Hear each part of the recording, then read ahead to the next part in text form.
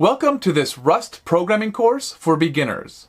This comprehensive course will guide you step by step through the fundamentals of Rust, enabling you to build robust and efficient applications. From understanding basic syntax and data types, to exploring more advanced topics like lifetimes and closures, Arfan Zubi will provide clear explanations and hands-on exercises to ensure you grasp every concept effectively. Get ready to unlock the power of Rust and elevate your programming skills to new heights. Hi, my name is Arfan and I will be your guide in this comprehensive Rust course for beginners. So if you're interested in learning Rust, then congratulations, you have found the right course. So I've designed this course to ensure that you will learn Rust the proper way, using slides and visuals to illustrate concepts and providing exercises we will solve together. This means you will have an appropriate mix of theory and practice that will help you step by step mastering this new awesome programming language. And I strongly advise you to code along because you will learn so much more when actively participating rather than just watching the video. So let's dive in. So what are the goals of this course? First and foremost, getting familiar with core concepts and syntax of the language. We will take a look at data types and data structures, as well as ownership and borrowing. We will see how data is allocated in memory and how we access the data. And we'll take a look at standard library, generics, traits, lifetimes, and much more. Basically everything you need to become a great Rust developer. So why would you want to learn Rust? Now there would be, I guess, 1,000 reasons, but I have here put together some of the main ones. Now Rust is a really fast language in terms of execution time. It provides a rich type system. It doesn't have a garbage collector, which is part of the reason why it's so fast. It provides useful compiler outputs, and you will see that in the exercises we are solving. It guarantees memory safety, and it's the most beloved programming language since 2016 according to Stack Overflow, meaning now 7 years in a row. And we are experiencing fast adoption in various branches. Now over here you can see a table which shows various programming languages and their score in terms of energy efficiency and execution time. And as you can see, Rust is one of the languages on the top of the list. Now over here are some resources that you can learn with. Now I guess the main resource would be the Rust programming language. Really fantastic book and I recommend you to read it. Then there is Rustlinks. These are small exercises, basically programs which you have to debug. Then there is Rust by example. So if your style is more focusing code and less on text, then this would be suitable for you. And there is a website called Rust by Practice, and that is what we will cover together. And if you want to go more advanced, there is a book called Rust Forestations, and it's also very much recommended to read that. So before we dive into the first topic, I want to show you the website of Rust by Practice. And you can access it by going to the URL practice.rs. And this is the website. And over here, as you can see, these are all the topics we will cover together, right? Now, this will be the first one, variables. And as you can see over here, we have small exercises that we will solve together. Now, before we start, I want to show you something else. And of course, we will keep up with the tradition and write a Hello World program. So you can go to the rustlang.org website. This is the official website of the Rust Foundation. And you can click over here, Playground. And as you can see over here, you can write Rust code and then execute it. And it's really cool because you even have the Vim key bindings over here, and you can even choose themes like that. And let's write our first program. So every program in Rust starts in the main function. This is the starting point of execution of every Rust program. And we declare functions with the fn keyword. So to print out to standard output, we can use the print line macro. As you can see, we write println exclamation mark, and then we can provide here the string we want to output. Like that. And then you can hit run. And as you can see, we have executed our first program. So congratulations. I hope you coded along. And now we start with the actual course. So variables. Variables are assigned using the let keyword. So if you're coming from a JavaScript background, this might seem familiar. You can print to standard output by the print or println macros. So print and println are basically very much the same, but println adds a new line at the end of the output. And scope of a variable is defined by the block of code in which it is declared. Now a function is a named block of code that is reusable, and shadowing allows a variable to be redeclared in the same scope with the same name. So let's solve some exercises. Binding and mutability. A variable can be used only if it has been initialized. Fix the error below with least amount of modification to the code. So again, we are starting always in the main function. Now over here we have two variables. And again, we declare variables with the let keyword, then the name. And over here we have a type annotation. Now don't worry too much for now, we'll cover that in the next topic to come. But for now, think of i32 as an integer type, right?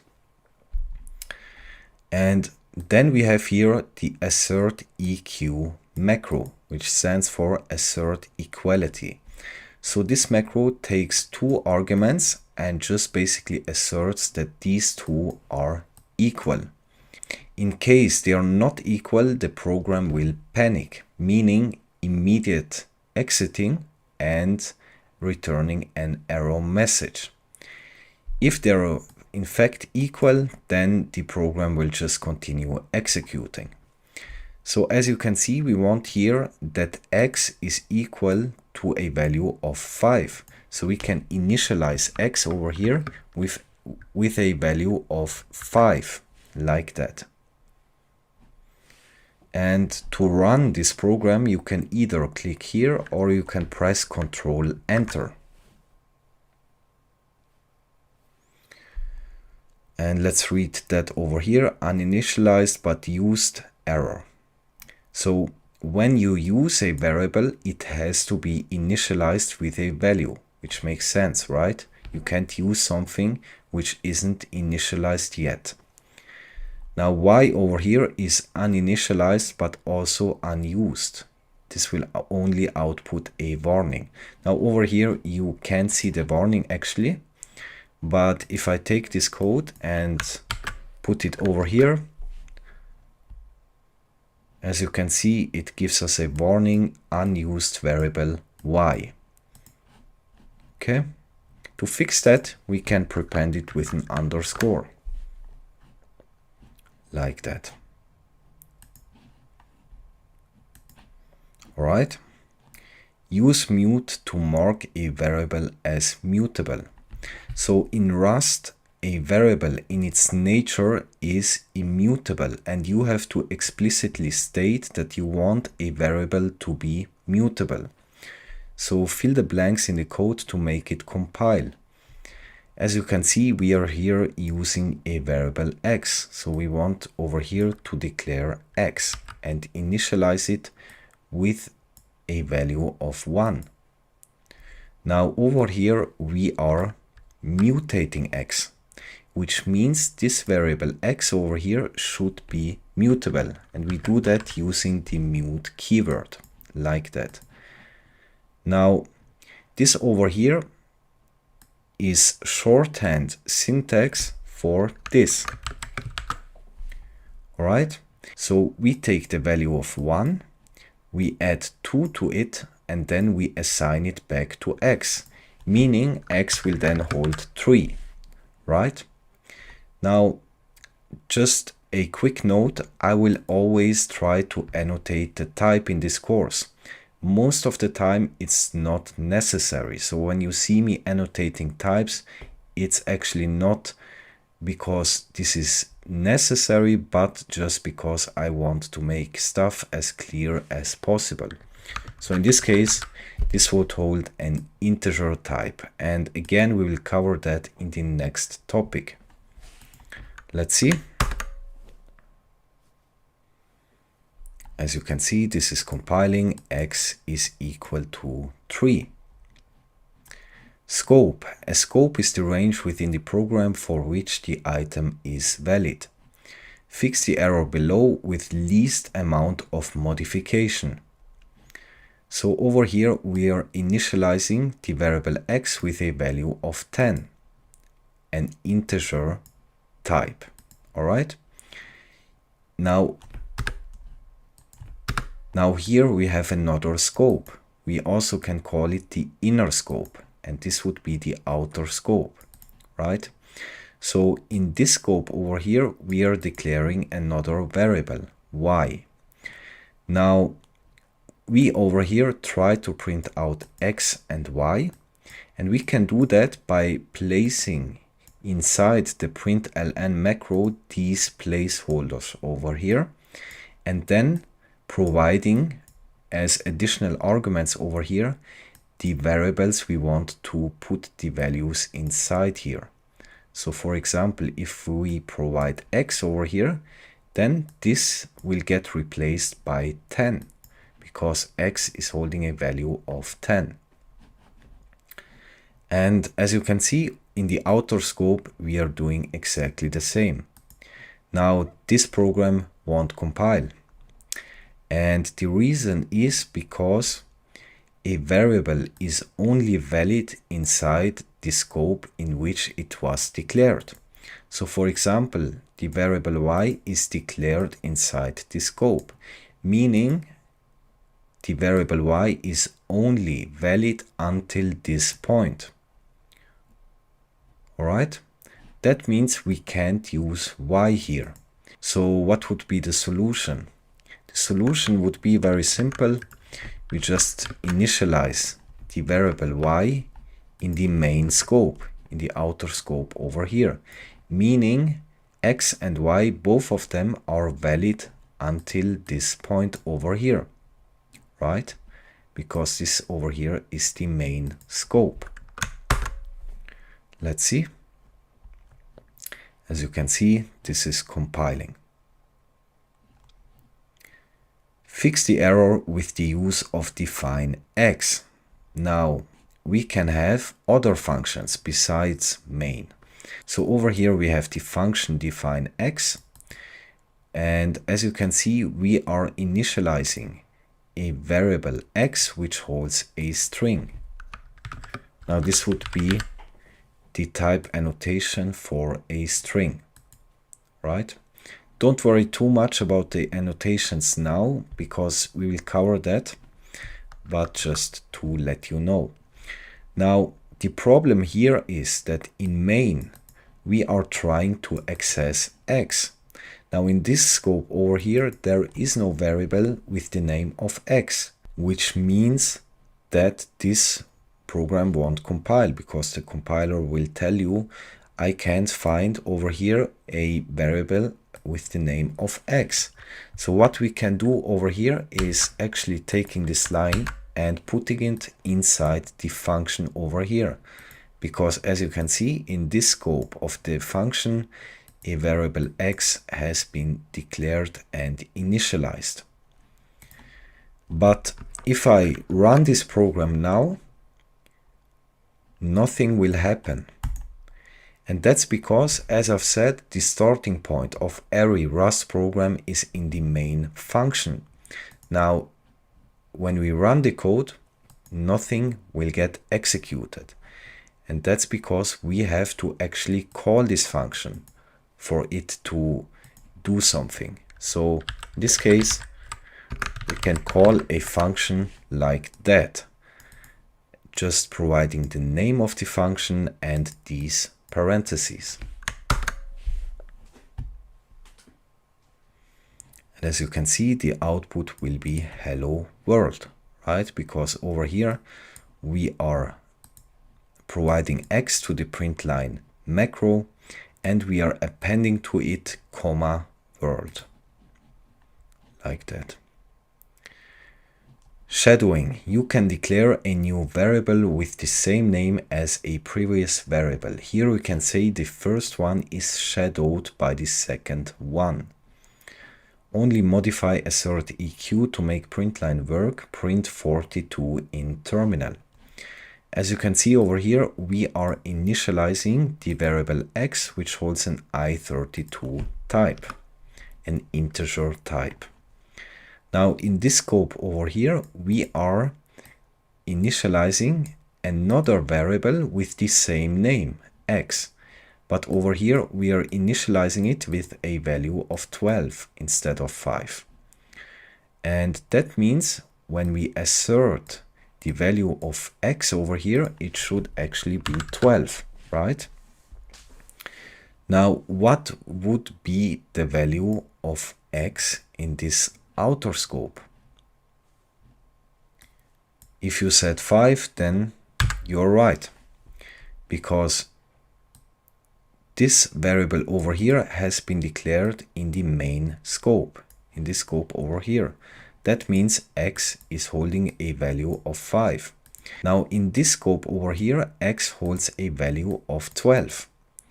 And these are basically two different worlds, right? So the variable x declared in the main scope doesn't actually care about the variable x declared in this scope over here. They are separate. Now over here we are shadowing x in the main scope, meaning we redeclare and reinitialize the variable x, again with an integer type. Now when we output x, it should actually print out 42.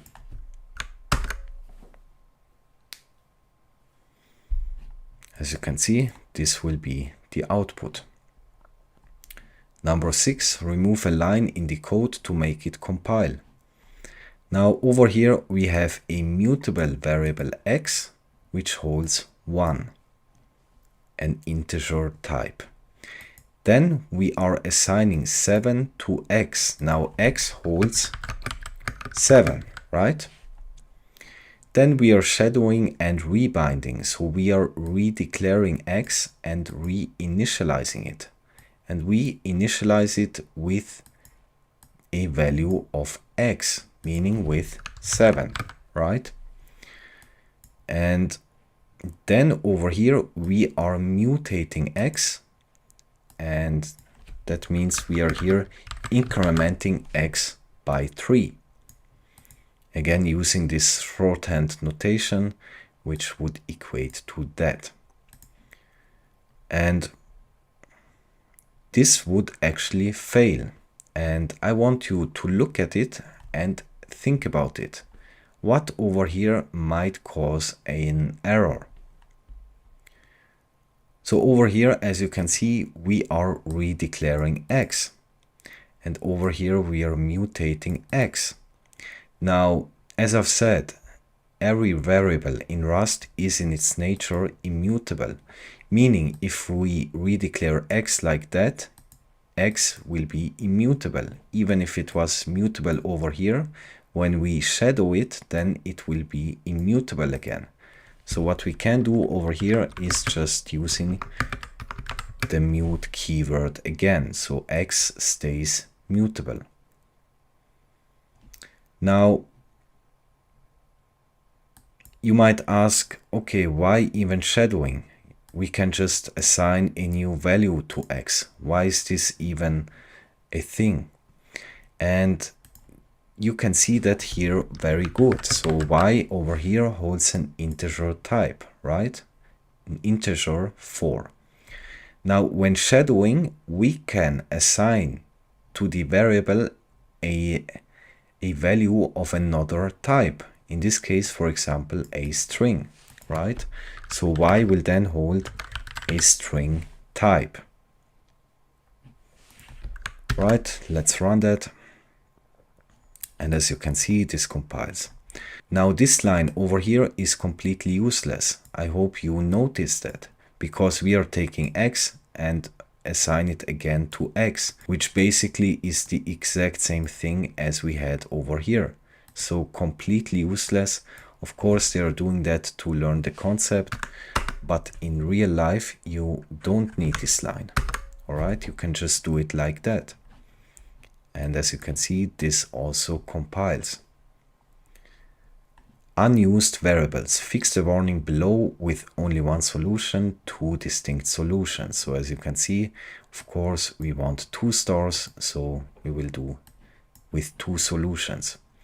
Now the problem here is that this program won't actually output warnings, right? So I will again copy that and I will put it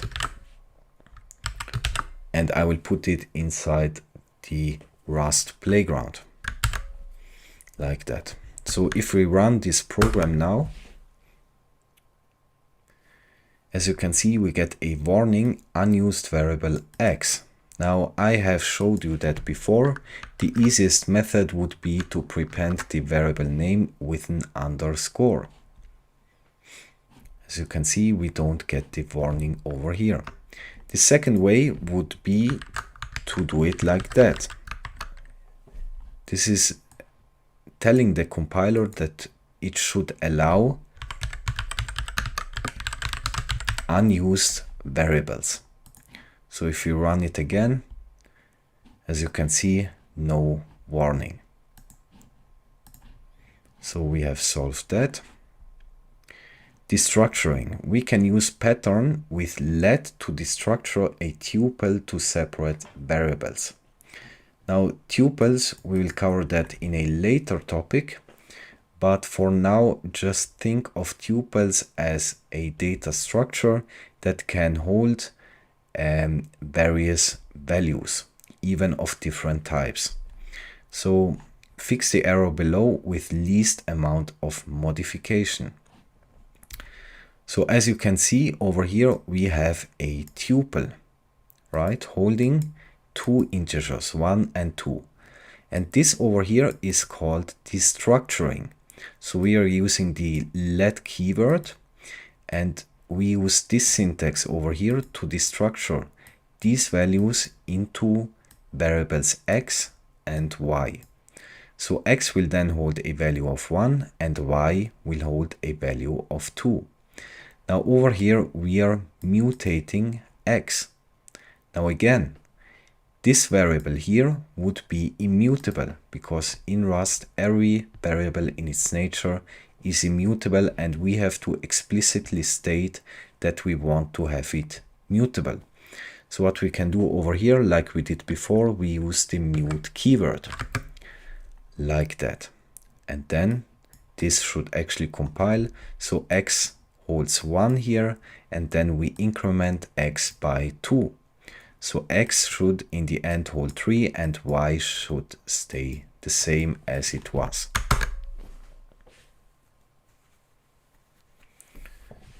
And as you can see, this is compiling. Destructuring assignments, introduced in Rust 1.59. You can now use tuple, slice, and struct patterns as the left-hand side of an assignment. So this is very useful actually. So we can declare two variables at once. So here we declare x and y, and this would be the same like writing let x and let y, right? So you're writing one line of code instead of two lines here.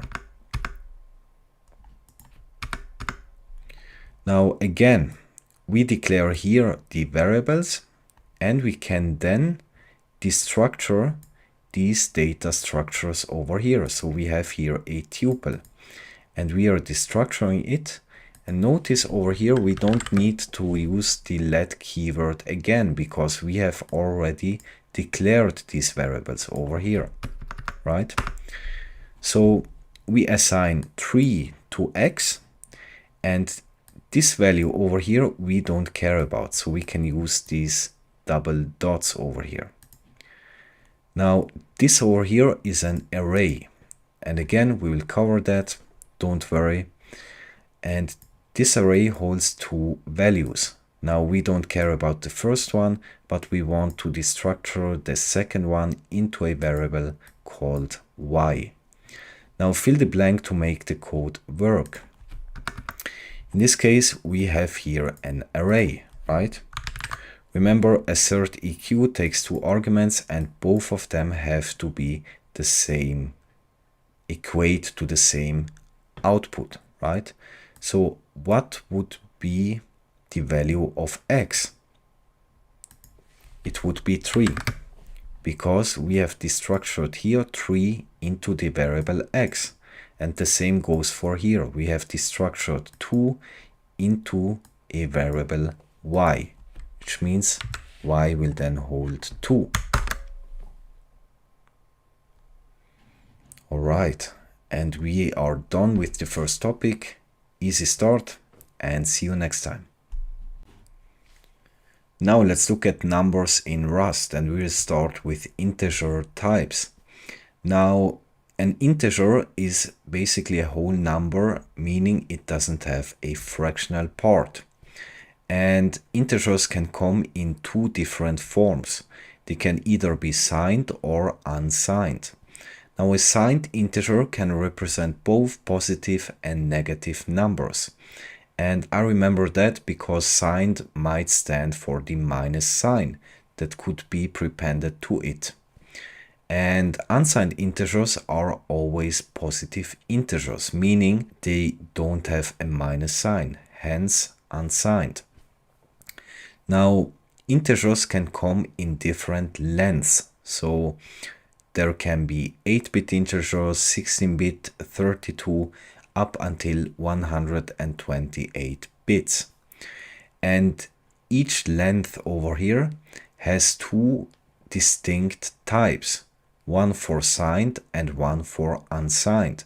So for example, if we have a variable which holds an unsigned 8-bit integer, we would type annotate that with the type U8. Or for example, we have a signed 64-bit integer, we would annotate it as I64. Now the last element in the table over here is arg, and arg stands for architecture. Now that means that the size of these two types, isize and usize, are dependent on the computer's architecture.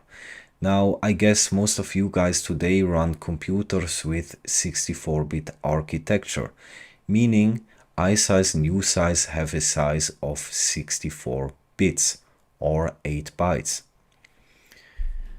Alright, now the default types in Rust are for integers I32 and for floats F64.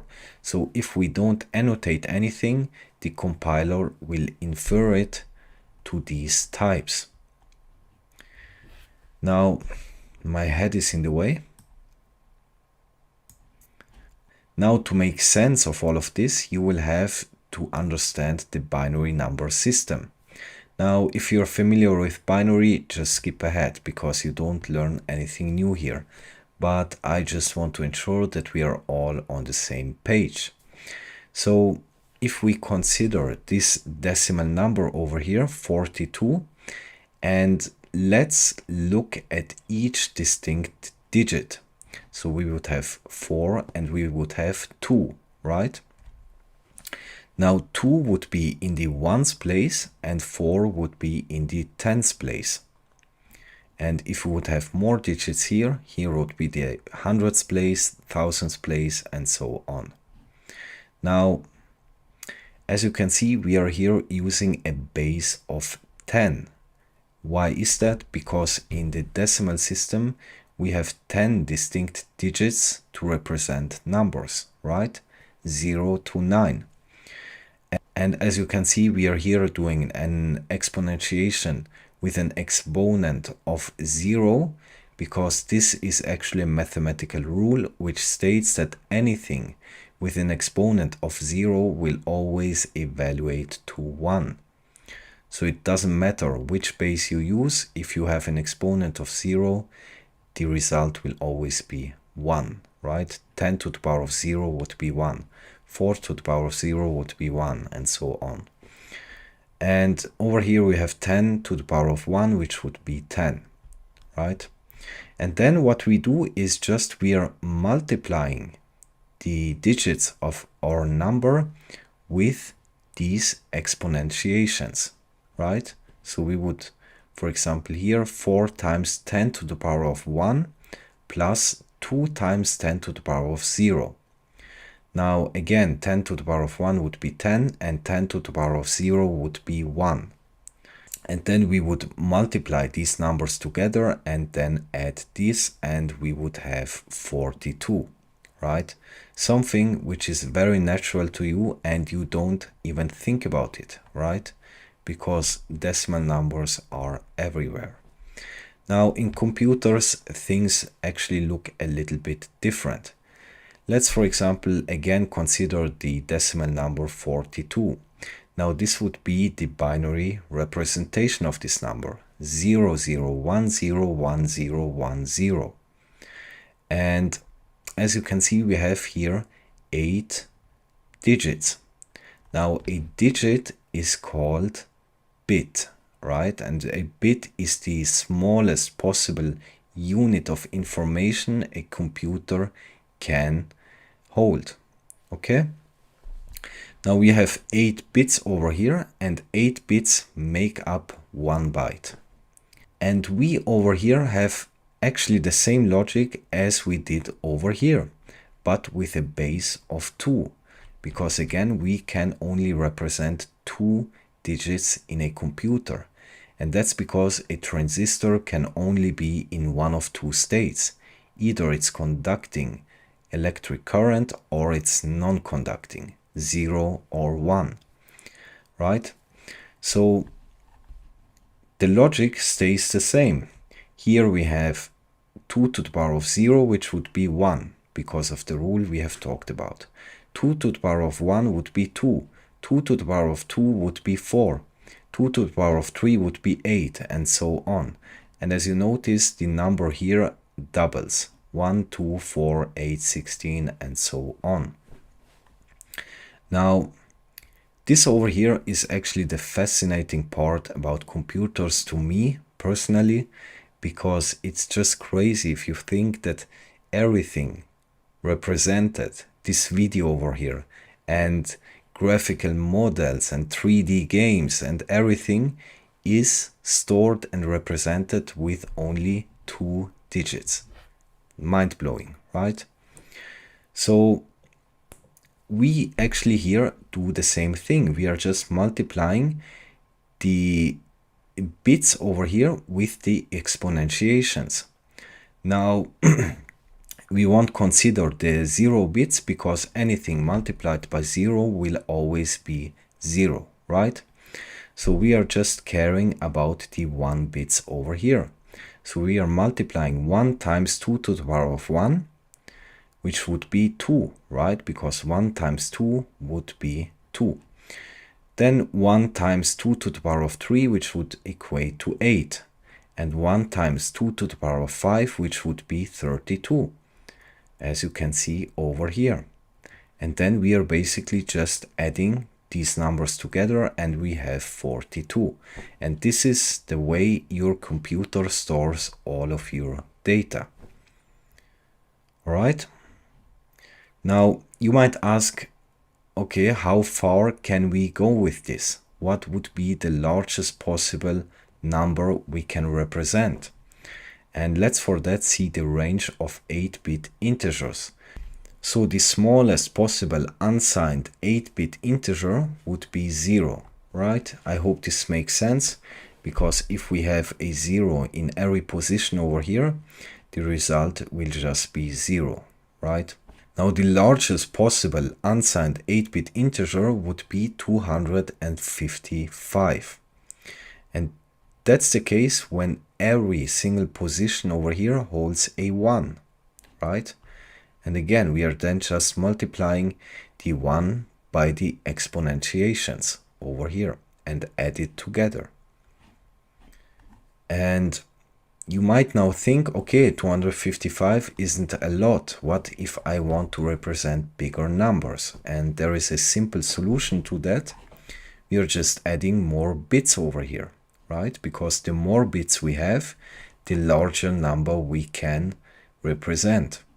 So let's see, for example, a 16-bit integer. Again, the smallest possible 16-bit integer unsigned would be 0. And this is if every position over here holds 0. Now the largest possible 16-bit integer unsigned would be 65,535. Okay? And again, this would just be if we had in every single position a 1, right? Again, just adding the results of the exponentiations over here all together, and we would have this result. Now, as you can see, the more bits we have, the more we can represent. Now, what about signed integers? Again, signed integers can represent negative numbers. So signed integers use a concept called 2's complement, where the processor will take a number over here, for example 42, and this would be the binary representation of this number. Then it will invert this binary number, meaning a 0 becomes a 1 and 1 becomes 0. Right? Just inverting. And then after inverting the number, we add one single bit. Okay? So we add 1 here. This would then equate to 0, and we have a carry of 1. And then we add here 1, and we would have 1, and the rest stays the same. Now this would then be the binary representation of minus 42 or negative 42. Now the most significant bit over here is actually the sign bit. If it is 0, then it means the number is positive. If it is 1, then the number is negative. All right? And that's why there are distinct types for signed and unsigned. And the ranges for signed and unsigned integers vary, right?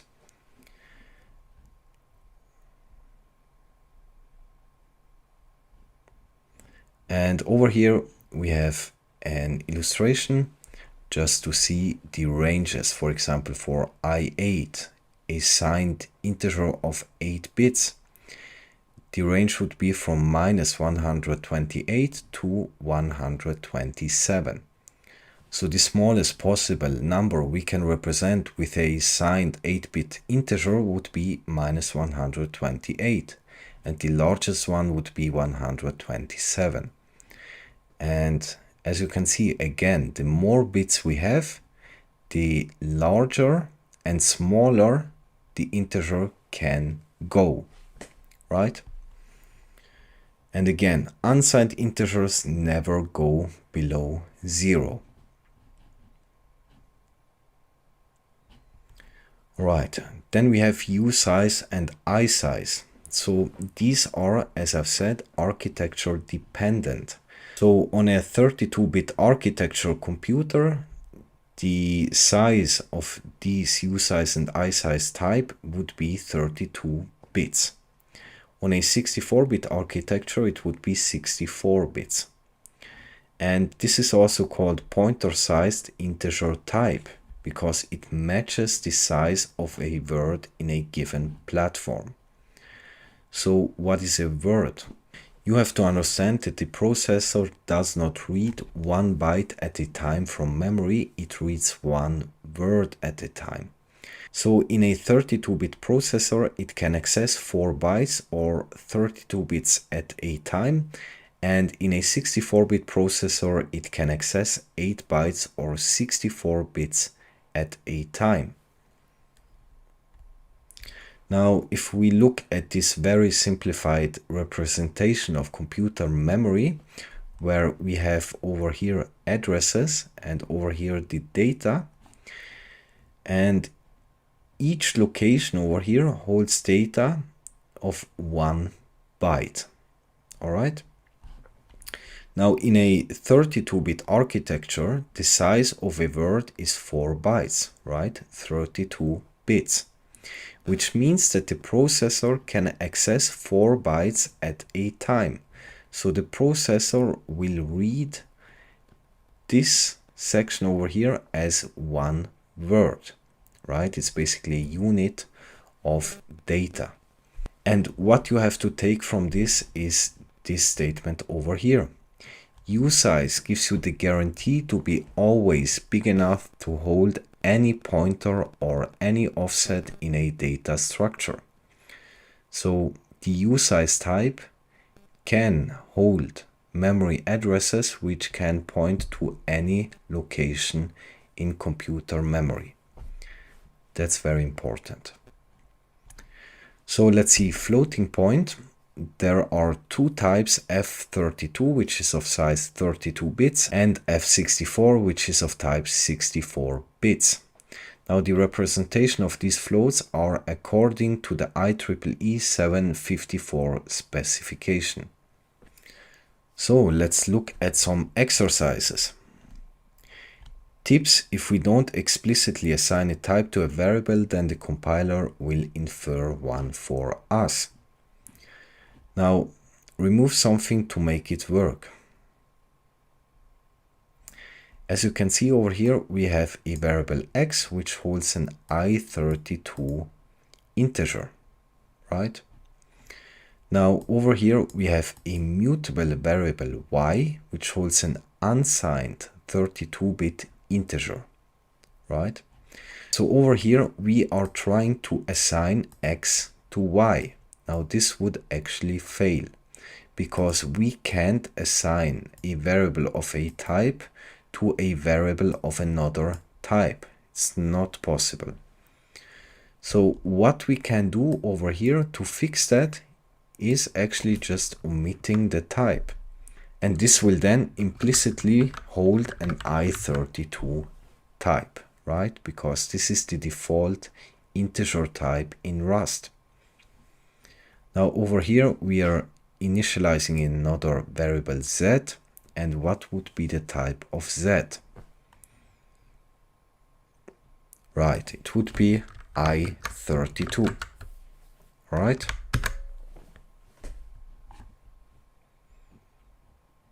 Fill the blank. So over here, as you can see, we have a value 38 which is of type U8. So we can also annotate a type directly on a value, meaning this value over here, 38, is of type U8. Now the problem here is that the variable over here, v, expects a type of U16. So we can't initialize a variable which expects a certain type with another type. But what we can do over here is using the as keyword. which basically can convert an integer type to another integer type. So we can use here as and U16. This will then compile. Tips: if we don't explicitly assign a type to a variable, then the compiler will infer one for us. Now we know that already. Modify assert EQ to make it work. So over here we are initializing the variable x with a value of 5. What would be the type annotation? It would be i32, right? It's the default integer type in Rust. Now in this assert EQ macro, we have here a string u32. We don't worry yet about this method. I will explain that in a later episode. And on the other side of the assert EQ macro, we have a function call. So we call type of with an argument of x. Actually a reference to x, but again, don't worry, we'll cover that. So when we call this function over here, it basically just gives us back the name of the type. So if we pass x over here, we would get back i32, right? Because this variable over here holds a value of type i32. Now this would then actually fail, right? Because we want here that type of x returns u32. So what we can do is just changing this type annotation over here. All right. Fill the blanks to make it work. Now over here we have a data type, for example i8, and the constant max. Now max just returns the largest possible number that can be represented with the mentioned data type. So for example i8 max would be 127, right? This would be an signed 8-bit integer, and we have seen the ranges. Now the max for an unsigned 8-bit integer would be 255. All right. Fix errors and panics to make it work. Now over here we have a value 251, which is of type U8, and we add 8 to it. Now in this case, the compiler will infer the types. So this would be U8, and the variable itself will hold an U8. Now, can you spot the problem over here? The problem is we have seen that U8 can only represent up to 255, right? So over here we would have 259. So this is not possible. So what we can do over here is just changing that to the next bigger data type, for example U16. Now then we have here a data type i8, a signed 8-bit integer, and we call the checked add method. Now this is actually the same as doing it like that, but in a safer way, because we have to handle the error. And unwrap over here, we will cover that. So this is actually a little bit safer, but it still will panic, because again, i8 cannot represent 259. It would be an overflow. So again, we can over here just say we want an i16, because an i16 can without problems represent 259. So v1 will then hold u16 and v2 will hold i16. Again, I'm just doing this for clarity. You don't have to annotate the types. All right, modify assert to make it work. Now, as you can see over here, we have numbers in different representations, or basically in different number systems. So this is decimal, this is hexadecimal, this is octal, and this is binary. Okay. Now the decimal over here has an underscore, and this is just a delimiter. So this is just for readability. It doesn't affect the actual value. Now let me convert that over here. We would have 2024. This is already in decimal system. Then over here we would have 255. Then over here we would have 63. And then over here, I hope you remember, this would be 255. Now if we calculate these, as you can see, the result would be this value over here.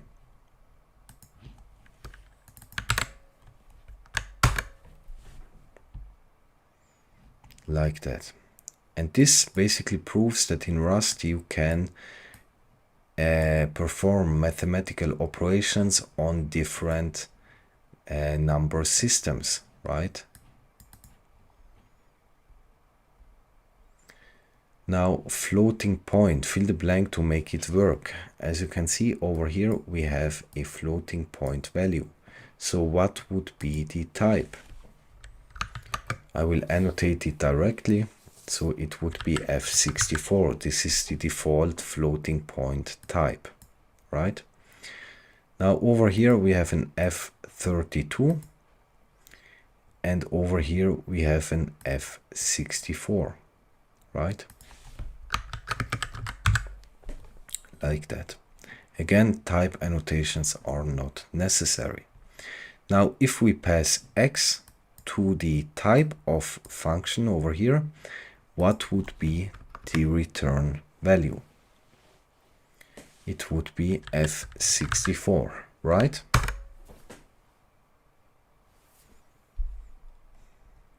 Make it work in two distinct ways. So if we execute this program over here, as you can see, this would panic. Now the problem here is floating point precision.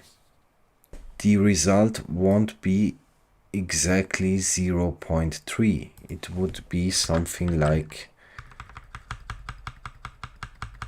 that maybe, right? Or something like that. I don't know exactly, but the floating point value is too precise because the default floating point type is F64. So this is really precise, and that's why you have these tiny fractions over here. Now we can solve this using an F32, which is less precise, right? Like that.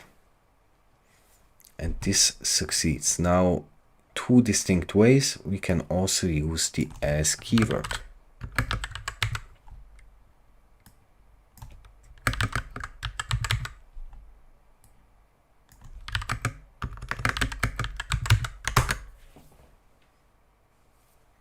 Like that. So let me first move my head over here again. So range, two goals. First, modify assert to make it work. Second, make print line output 97 to 122. Now over here, as you can see, we have a mutable variable sum. What would be the type annotation? It would be I32. Okay. Now over here we have a for loop, meaning we are iterating over some range, and then we are executing an instruction inside this code block over here multiple times. Basically the times we are iterating over this range over here. Now in each iteration the variable I will hold a different value, right? So in the first iteration it would be -3. In the second iteration it would be -2. In the third -1, and so on until we reach 1. Why 1? Because 2 over here is excluded. And that's always the case when using this syntax. The endpoint of the range is always excluded. So we are iterating from -3 to 1. Okay? Now, let's actually do these iterations manually. So we start with 0, right? Now, in the first iteration, I would be -3. So 0 plus -3 will be -3, right? So sum will then hold -3. Now in the second iteration, I will be -2. So -3 plus -2 will be -5. Third iteration, -1, -5 plus -1 will be -6. Then in the next iteration, I will be 0, so it doesn't have any impact. And in the last iteration, I will be 1. So -6 plus 1 will be -5. So the value of sum after this for loop will be -5. Now over here we again have a for loop, and this time we are iterating over a range of characters, namely from A to Z. Now this time Z over here is included because we are using the equal sign over here, which means we want a range from A to Z where the endpoint Z is included. And C over here will then hold in each iteration a character. So in the first one it would be A, then it would be B, then C, and so on. And we just print out the characters. Let's see how that looks like. As you can see, just printing out each character from A to Z. Now we want to have an output of 97 to 122. So let's look at the ASCII table. As you can see, in memory, a character would be stored as a numerical value. Now, of course, in memory, everything is stored as binary numbers, but it would be stored as the binary representation of these decimal numbers right here. So we want to go from 97A to 122Z, right? So it's actually pretty simple. Instead of outputting the C as character, we want to output it as an U8, for example, right? And then, as you can see, we have the ASCII code for the characters from A to Z, lowercase. Right. Then over here, exercise 10, fill the blanks. So we are here importing from the standard library the ops module, range and range inclusive. Now we have seen the shorthand syntax, and this would actually be the more verbose way to write that, but I think no one actually does it this way. Over here we have a range which starts at 1 and ends at 5. Now again, 5 would be excluded, right? Like that. Now range inclusive means we range from 1 to 5, where 5 is included. And we would write that shorthand syntax like this. 1 to 5 and 5 is included. Right, let's see the last exercise in this topic, computations. Fill the blanks and fix the errors. So as you can see over here we have integer addition. So 1 plus 2 will be 3. And the compiler over here will infer these types. So because we have over here an U32, an unsigned 32-bit integer, it will infer these values over here to be of the same type. All right. Now over here, the same thing. We have 1 minus 2, would be -1, and the compiler infers these types. Then over here we have 1 minus 2, which is equal -1. The problem over here is that we are dealing with an unsigned 8-bit integer. Now remember, unsigned integers can never be negative. So what we can do to fix that is just converting it to an I8, a signed 8-bit integer. And signed integers can represent both positive and negative numbers. Now over here we would have 150. And if there are no type annotations here, the default integer type will be inferred, which will be I32.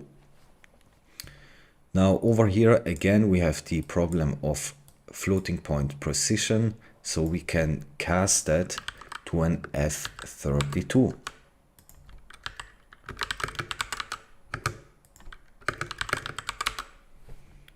Like that.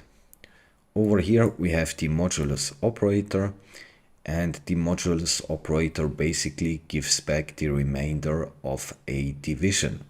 So if we divide 24 by 5, we would have a remainder of 4. Now, as you can see, here we have Boolean logic and bitwise operations, and I want to show you some slides so we get the concept. Let's start with Boolean logic. Boolean logic deals with values that are either true or false. And there are 3 basic operations: and, or, and not. And over here you can see the truth tables of these operations. So let's see the AND operator. Now the AND operator takes 2 inputs and produces 1 output. Now the only time it outputs true is when both of the inputs are true. Otherwise it will always return false. In an OR operation, if either one of the inputs is true or both of the inputs are true, then it will output true. If both of the inputs are false, then it will output false. And the NOT operator will just basically invert the Boolean value. So over here we have not false, and this would evaluate to true. And not true will evaluate to false. Now let's see bitwise operations. Bitwise operations are operations that manipulate individual bits that make up a binary number, treating each bit of a binary number as a separate unit and perform logical operations on them. So it's very important that you get that in bitwise operations we are treating each bit as a separate unit, and we are doing some manipulation on each individual bit and not the binary number as a whole. And we'll cover here AND, OR, XOR operations and bitwise shifting. Now there are a lot more, but I will just cover the ones in the exercise. Let's start with the AND operator, this ampersand symbol over here. AND returns 1 only when both of its inputs are 1. So similar to Boolean logic, as you can see, the AND operator takes 2 inputs and produces 1 output. Now, as you can see in the truth table, if both of the inputs are 1, then the output will be 1. In any other case, the output will be 0. Let's see the OR operator, this symbol over here. OR returns 1 if at least one of its inputs is 1. If both inputs are 0, the output will also be 0. So same thing as in Boolean logic, if either one of the inputs or both of the inputs are 1, then it will output 1. So the only case it outputs 0 is when both of the inputs are 0. And let's see, XOR XOR or exclusive OR returns 1 if the inputs are different and 0 if the inputs are the same. So it's basically similar to the OR operator with the difference that if both of the inputs are 1, then it will output 0. So the inputs must be different, so it will output 1. All right, if they are the same, it will output 0. And this is basically a building block of your computer. So your computer is made up of logic gates, and these logic gates perform these operations all the time, millions of times in a second. Then let's see bitwise left shift. So we have over here the decimal number 1. This would be the binary representation. Now we want to left shift by 5 positions. So we take this bit over here and move it 5 positions to the left. So this bit over here will be at this position after the bitwise left shift operation. All right, and that means we then have a value of 32 because this is the binary representation of decimal 32. And bitwise right shift is basically the same. Now over here we have a hexadecimal value and we want to right shift it 2 positions. Now this value over here would be 128 in decimal. And this would be the binary representation of 128. Now we want to right shift it 2 positions, meaning we take this bit over here and shift it 2 positions to the right, meaning the bit will then be in this place. And again, we would have 32 because this over here is the binary representation of that number. All right, let's see. So true and false would be false, right? Because in an AND operation, both of the inputs must be true in order for it to output true. Now true or false would be true, because in an OR operation, only one of the inputs have to be true. And not true would be equal to, that's right, false, right? Like that. Now let me run the program so we can see the result of these bitwise operations. So as you can see over here, 0011 and 0101 is 0001. Why is that? Because again, we are here considering each individual bit as a unit and performing manipulation on each distinct bit. Now over here, as you can see, we are taking the rightmost bit over here and we are performing the AND operation with the rightmost bit over here, meaning 1 and 1 would be 1, right? Because AND, if both of the inputs are 1, then it will output 1. In any other case, as you can see, 1 and 0 would be 0. 0 and 1 would be 0. 0 and 0, of course, would be 0. Now let's see this OR operation. We have 1 or 1. This will output 1. We have 1 or 0, which will output 1 again, right? Because in an OR operation, if either one of its input or both of them are 1, then it will output 1. 0 or 1 is 1, and 0 or 0, of course, is 0. And then we have XOR. 1 XOR 1 would be 0. Because remember, XOR, the inputs must be different in order for it to output 1. Like over here, for example, 1 XOR 0 would be 1, right? The inputs over here are different, 1 and 0. Same over here, 0 XOR 1 would be 1. And 0 XOR 0, of course, will be 0. And as you can see over here, these are the bitwise shifting, so I've covered that in the slides. Alright, see you in the next topic. So we will cover now char, bool and unit. Let's start with characters. So over here, make it work. Now size of val will just return the size in bytes of a specific value. So over here we are initializing the variable c1 with a character. So c1 holds a type of char. Then we pass to the size of val function the variable c1, and this will return the size of this character in memory in bytes, right? And same thing over here, we have c2 also holding a char, and we call the size of val function with this variable.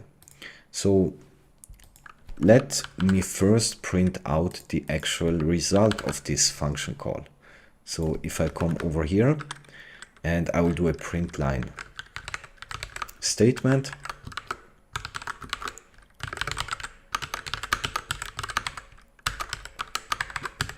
and just basically outputting the result of this function call. So let's see. As you can see, the output would be 4, meaning this character over here will take up 4 bytes in memory. So the size of C1 is 4 bytes. Now in Rust, the char type is big enough to hold every single Unicode symbol, meaning it is of size 4 bytes, so it's able to hold any Unicode scalar value. Alright? And the same thing over here, the output would be 4, meaning if we call this function, we will get back 4.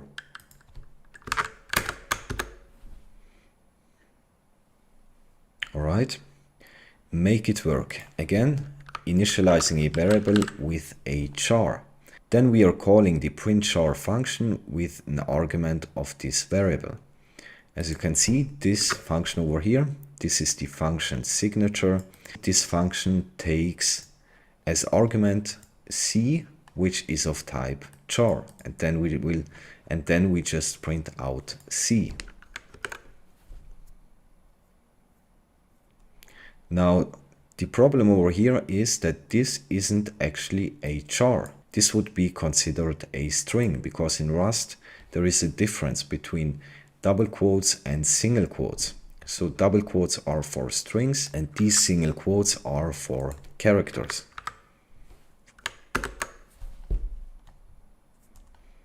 And as you can see, we just print out the character. Let's see booleans. Make print line work. As you can see, this variable _f holds a boolean value of false. And over here, t also holds a boolean value of true.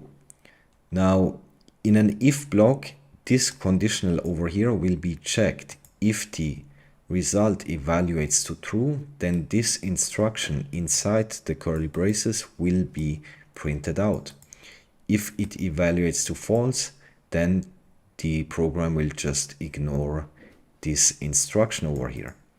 Now in this case we want to print that out, but over here the result would evaluate to false because we are saying not true, right? Because t holds a boolean value of true.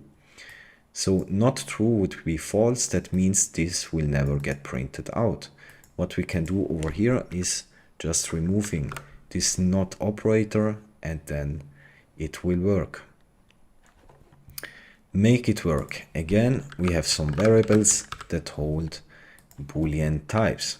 Now again, this variable over here, t, will also hold a boolean type because this over here is an AND operation. And remember, an AND operation takes two inputs and produces one output. So the output type will be of type bool. Now true and false would evaluate to false. And then we are comparing T and F. Now F holds true and T holds false, which is not what we want. So what we can do over here is just making this false over here. And then both of them hold a Boolean value of false. Unit type, make it work, don't modify implicitly read unit. So the unit type is a type which doesn't hold any value. Its size is 0 bytes, and it's usually, if a function doesn't return any value, then a unit type will be returned, and this happens implicitly, so you don't have to annotate that. Let's see an example. Over here, the underscore v variable holds a unit type. As you can see, a unit type is basically represented as an empty tuple, and this would be the type annotation, right? So over here we are holding a tuple with two i32 values. Then, as you can see, we have here an assert EQ macro. We are comparing v with the output of this function call. Let's see this function over here, implicitly read unit. So all this function does is it will print out something and then goes back to the caller. Now this function over here doesn't return anything. And if a function doesn't return anything, the compiler will implicitly return a unit type, right? But you don't have to annotate that. All right, so the return value of this would be unit type. Now v over here holds a tuple, meaning this would fail. We have here to provide underscore v, which holds a unit type. So this holds a unit type, and this function call over here will return a unit type. All right. What's the size of the unit type? Modify 4 in assert to make it work. As you can see, we are again having this size of val function, and we are providing it this variable which holds a unit type. Now the output would be 0 because unit types are of size 0. So to quickly recap, a char is a single character of size 4 bytes. A Boolean value of true or false is of size 1 byte, and a unit is an empty tuple of size 0 bytes used to return nothing in expressions or functions.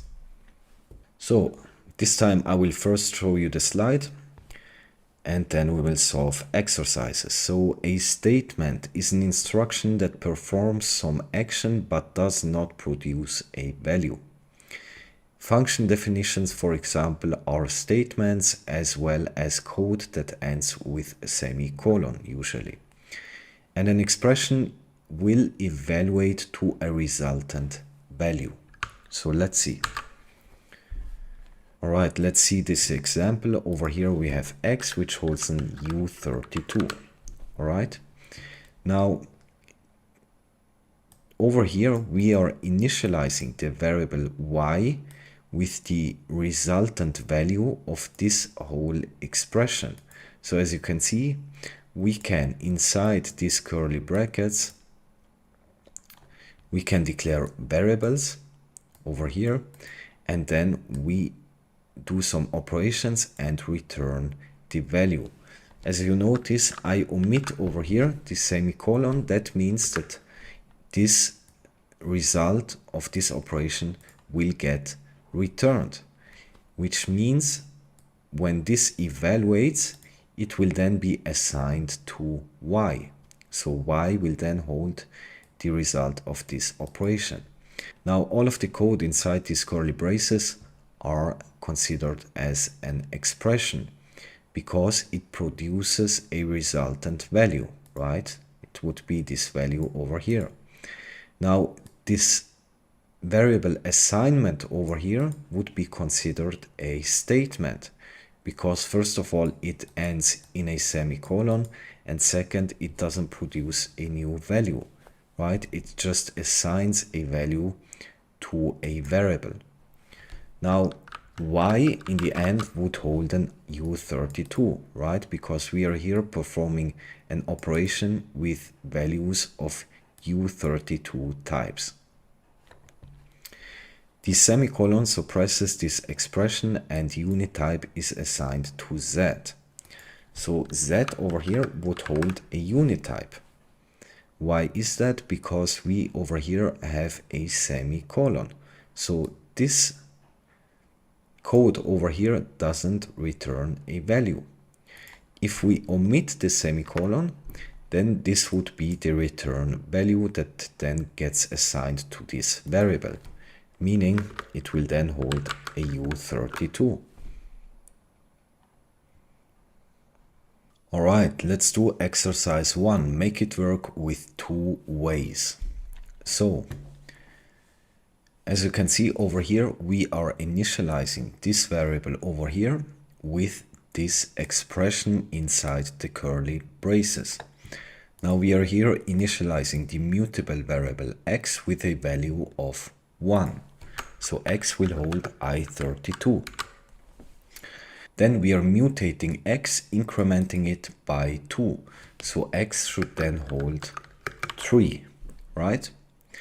Now over here, this would actually hold a unit type, because over here we have an assignment. So we are adding 2 to the value of x and then reassign it to x. Now the problem is that variable assignments are actually statements, so this should end in a semicolon, because this would be the same as if I would write it like that, right? So we can't return over here a variable assignment, but what we can do is we just return x, because x over here will then hold 3 and then we return x, meaning the value of x is then assigned to the variable v. So variable v will then hold a type of i32. Let's see.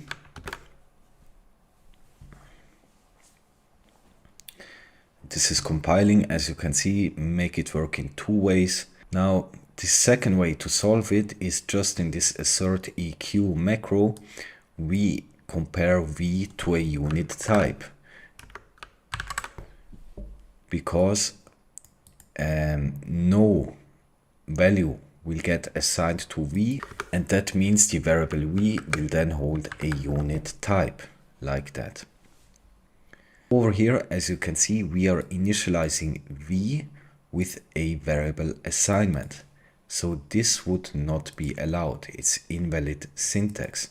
But what we can do is we use curly braces like that, and then we initialize here a variable x and we return x. This would be allowed. So v then holds an i32.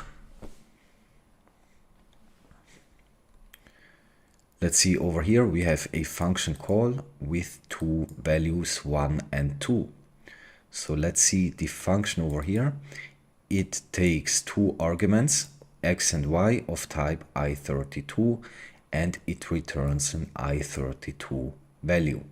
Now over here, as you can see, this function just adds x plus y.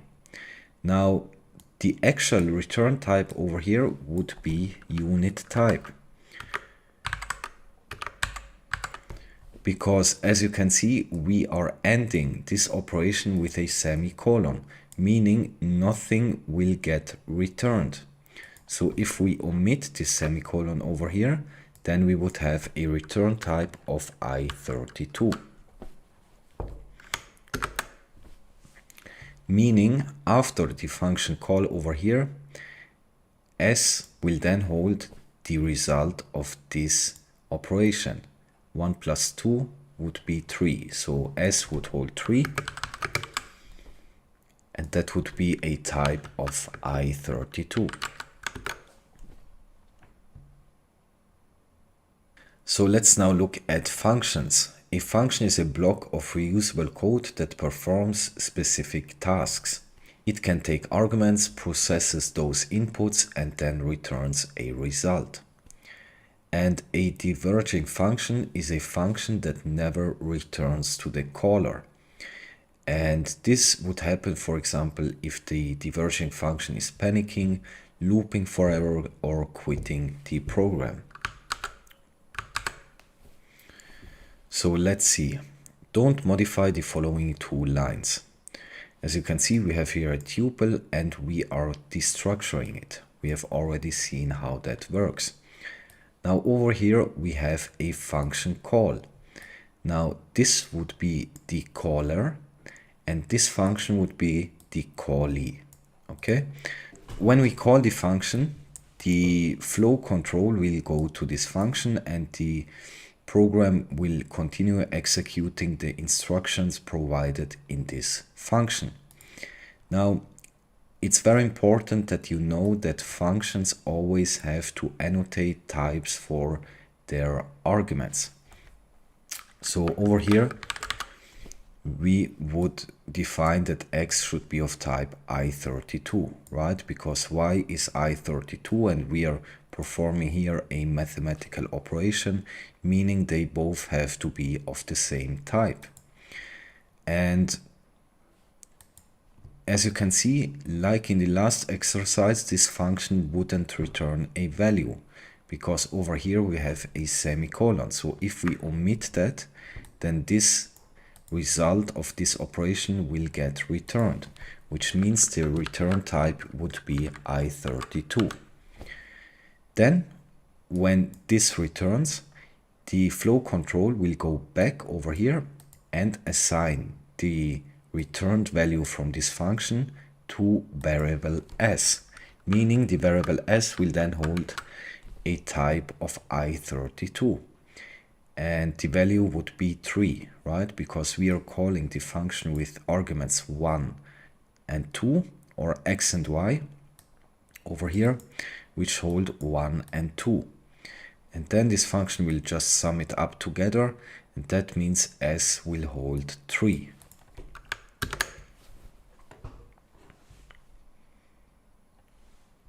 Over here, we are calling the print function. So we go to the function over here, and as you can see, the function just prints out something to standard output, but it doesn't return a value. Now, implicitly, the compiler will return a unit type like that, but we don't have to write it. It's implicit.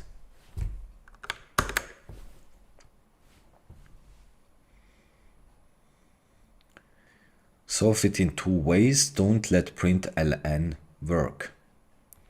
Alright, so we are here calling a function never return, and this function should never return because, as you can see, the return type over here is defined as exclamation mark, and that means this is a diverging function, a function that should never return back to the caller.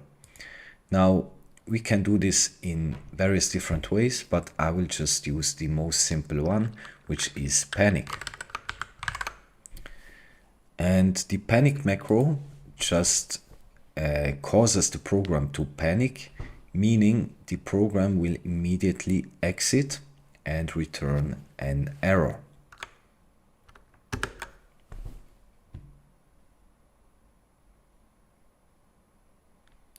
As you can see, unreachable statement. So this line over here is never reached, as you can see. And that's what we want, because over here, don't let println work. So we never actually reach this point. The program will exit before going back to the caller. Diverging functions. Diverging functions never return to the caller, so they may be used in places where a value of any type is expected. So in the main function, we just print out something, and over here we have a function getOption. It takes as argument a value of type U8 and returns option I32. Now we will cover options in a later episode. Now over here we are matching TP, and matching, if you're coming from another programming language, is like a switch block. Okay, we are matching TP, and then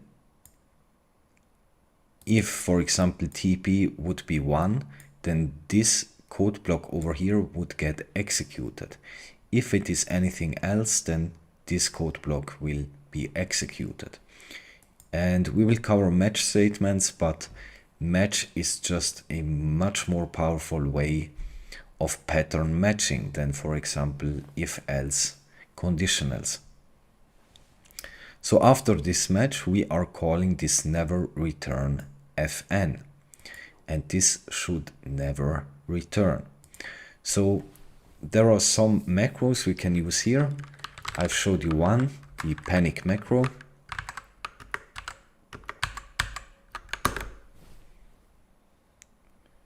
Like that. Or we can also use unimplemented, and you use the unimplemented macro if you have a function that is not implemented yet. And we can also use the to-do macro, like that. And to-do is basically very similar to unimplemented, and all of them will cause this function to not return to the caller. In this case, this would be the caller over here. Fill in the blank. So as you can see, we have here a variable b, which then gets matched over here. So if b holds a value of true, then 1 will be assigned to variable v. If b holds a value of false, then it will print out success, and the program will then panic. Now we can here assign false, because I guess we wanted to print out success, right? And yeah, let's see.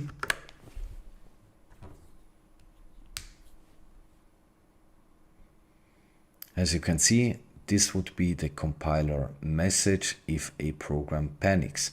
Thread main panicked at we have no value for false, but we can panic. That would be this output over here. So we will now cover ownership. And ownership is a concept which is unique to Rust, meaning even experienced programmers can find it difficult to understand this concept. But it's very logical and it all makes sense. And I will use visuals and illustrations to make it easier to understand the concept. So ownership is basically a set of rules that govern memory management. These rules are enforced at compile time. If any of the rules are violated, then the program won't compile. Now let's see the 3 rules of ownership in Rust. First, each value in Rust has an owner. Second, there can only be one owner at a time. Third, when the owner goes out of scope, the value will be dropped. Now, the owner of a value is the variable or data structure that holds it and is responsible for allocating and freeing the memory used to store that data. Let's look at scope.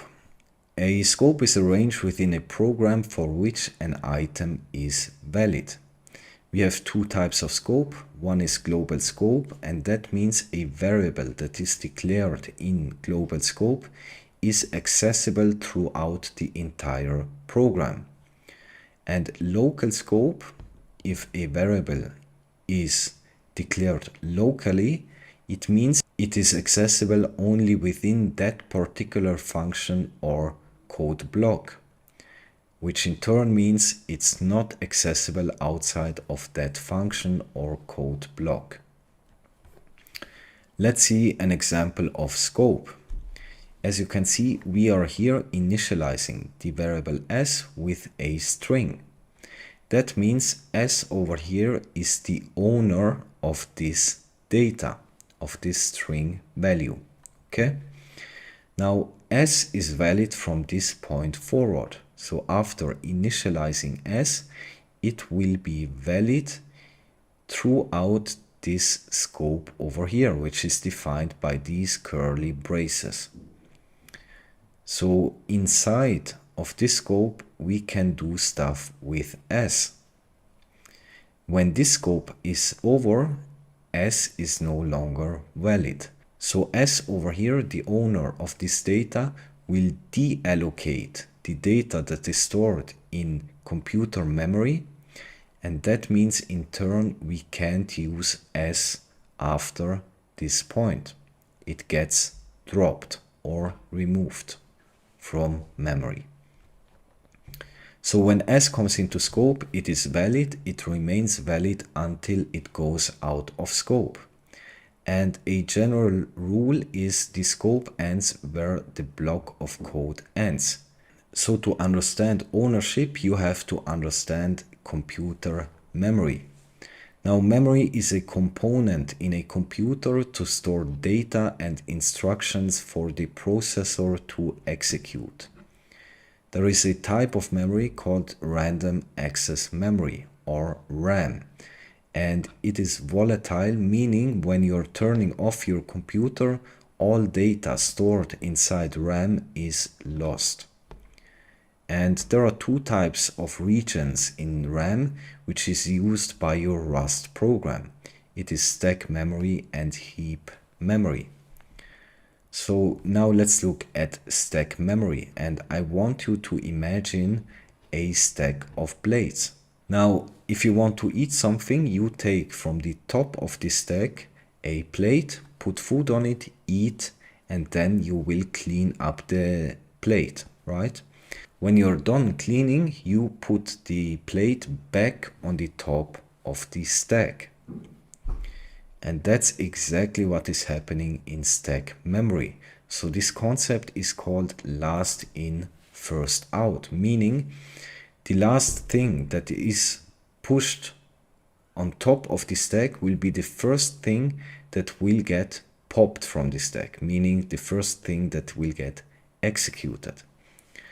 Now, all data stored on the stack must have a known fixed size, like integers, floats, chars, bools, and so on. Basically, all the types we have seen so far are all of fixed known size at compile time. Now, pushing to the stack is faster than allocating on the heap, because the location for new data is always at the top of the stack, meaning the program can access data in stack memory at constant time, if you're familiar with time complexity. And types of unknown size will get allocated to the heap, and a pointer to the value is pushed to the stack, because a pointer is fixed size. Don't worry, I will show you illustrations which will make you understand this concept better. Let's see, for example, this simple Rust program. So as you can see, we are starting in main, because main is the starting point of execution in every Rust program. So over here we declare some variables x, y, and z, meaning these variables are local to the main scope. to this code block over here. And because they are local, they can't be accessed outside of this scope. Now over here we have a function call, and we pass it the value of x and of y, right? So as you can see, the addNumbers function takes two arguments of type i32. Then over here we declare a new variable and we assign the result of the operation a plus b, meaning the passed values x plus y, and we assign it to the variable c, and then we just return c, right? So then z over here will hold the returned value. Now when we start execution, main alongside with all the local variables will get pushed to the stack. Then, because we have over here a function call inside main, the addNumbers function alongside with all the local variables to this function will get pushed to the stack. If we would have other function calls over here or inside here, then this will also get pushed on the stack, and so on.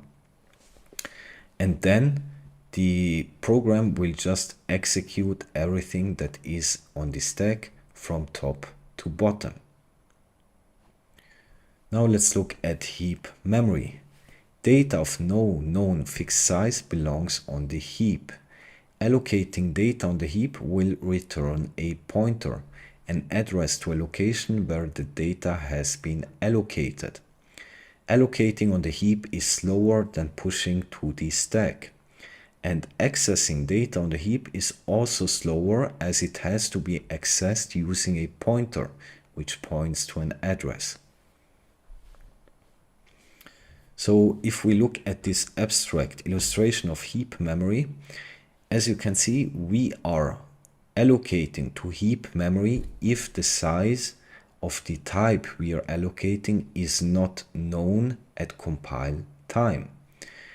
And the types can then also be dynamically grown or shrinked, right? The size is not fixed. And we will see examples of these types where this could be useful. So when we allocate to heap memory, let's see, for example, this packet over here, we will get back a memory address. And we need this address so we know where this specific data over here has been allocated. So we then can access it in our program. And an example of a heap allocated type would be the string type. Now, as I've said, all types we have covered so far were fixed size, meaning their size was known at compile time, and they can't grow and shrink. So the difference is a string is mutable, meaning its size can change at runtime. And a string is stored on the stack with a pointer to the heap. So when we initialize a string type, then we will get back a pointer, which then points to the actual data in the heap. And the actual data of the string is stored on the heap. So let's see an example to understand this better. As you can see, we have here the variable s1, which we initialize with a string type over here. And we initialize a string like this, string, double colon, from, and then the actual string. Now, you need to understand that the variable s1 doesn't hold the actual string in this case. It holds a pointer which points to the data that was allocated on the heap. So if we look at s1, we can see that S1 doesn't hold the actual data, but it holds a pointer, and a pointer is basically a variable that holds a memory address. That's what we call pointer. And we have here len, and this is the length of the string we have initialized, and the capacity holds the information of how much space was reserved in heap memory for this specific type. In this case, we have initialized a string with a length of 5, so the capacity will be 5. So 5 locations have been allocated in heap memory. So this place is reserved for this string type. And we will go into much greater detail about capacity. But for now, when we initialize a string with a length of 5, the capacity will be 5. It will be the same. So the size of this S1 variable will be 24 bytes, because each field over here is of type usize. Right, so the pointer is of type usize, the len and the capacity. All of them are usize, and usize, assuming we are on a 64-bit computer, will be 8 bytes. So 3 times 8 bytes will be 24 bytes. Meaning the size of the variable S1 is known at compile time. Because again, the variable S1 will get pushed to the stack memory, and everything that lives on the stack memory has to be of known fixed size at compile time. In this case, all of these fields over here are known fixed size.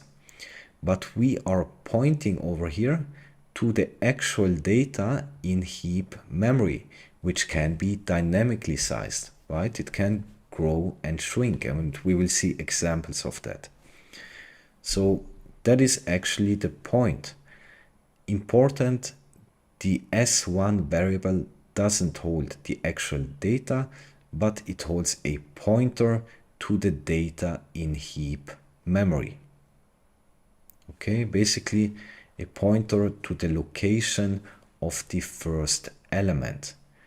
And by the way, in heap memory, this data over here is allocated as a contiguous block, meaning in heap memory, these are all in a contiguous sequence of memory addresses, right? And that's why we only need the memory address of the first location and a length, and then the compiler will know where to look at and how long this sequence of data is.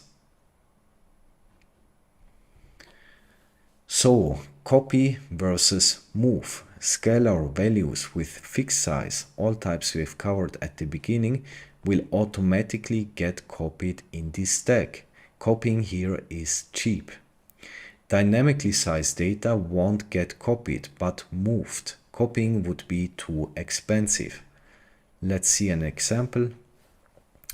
Over here, as you can see, we have initialized a variable x with a value of 5. Then we assign x to y. Now the type of this value would be i32, right? Because it's the default integer type.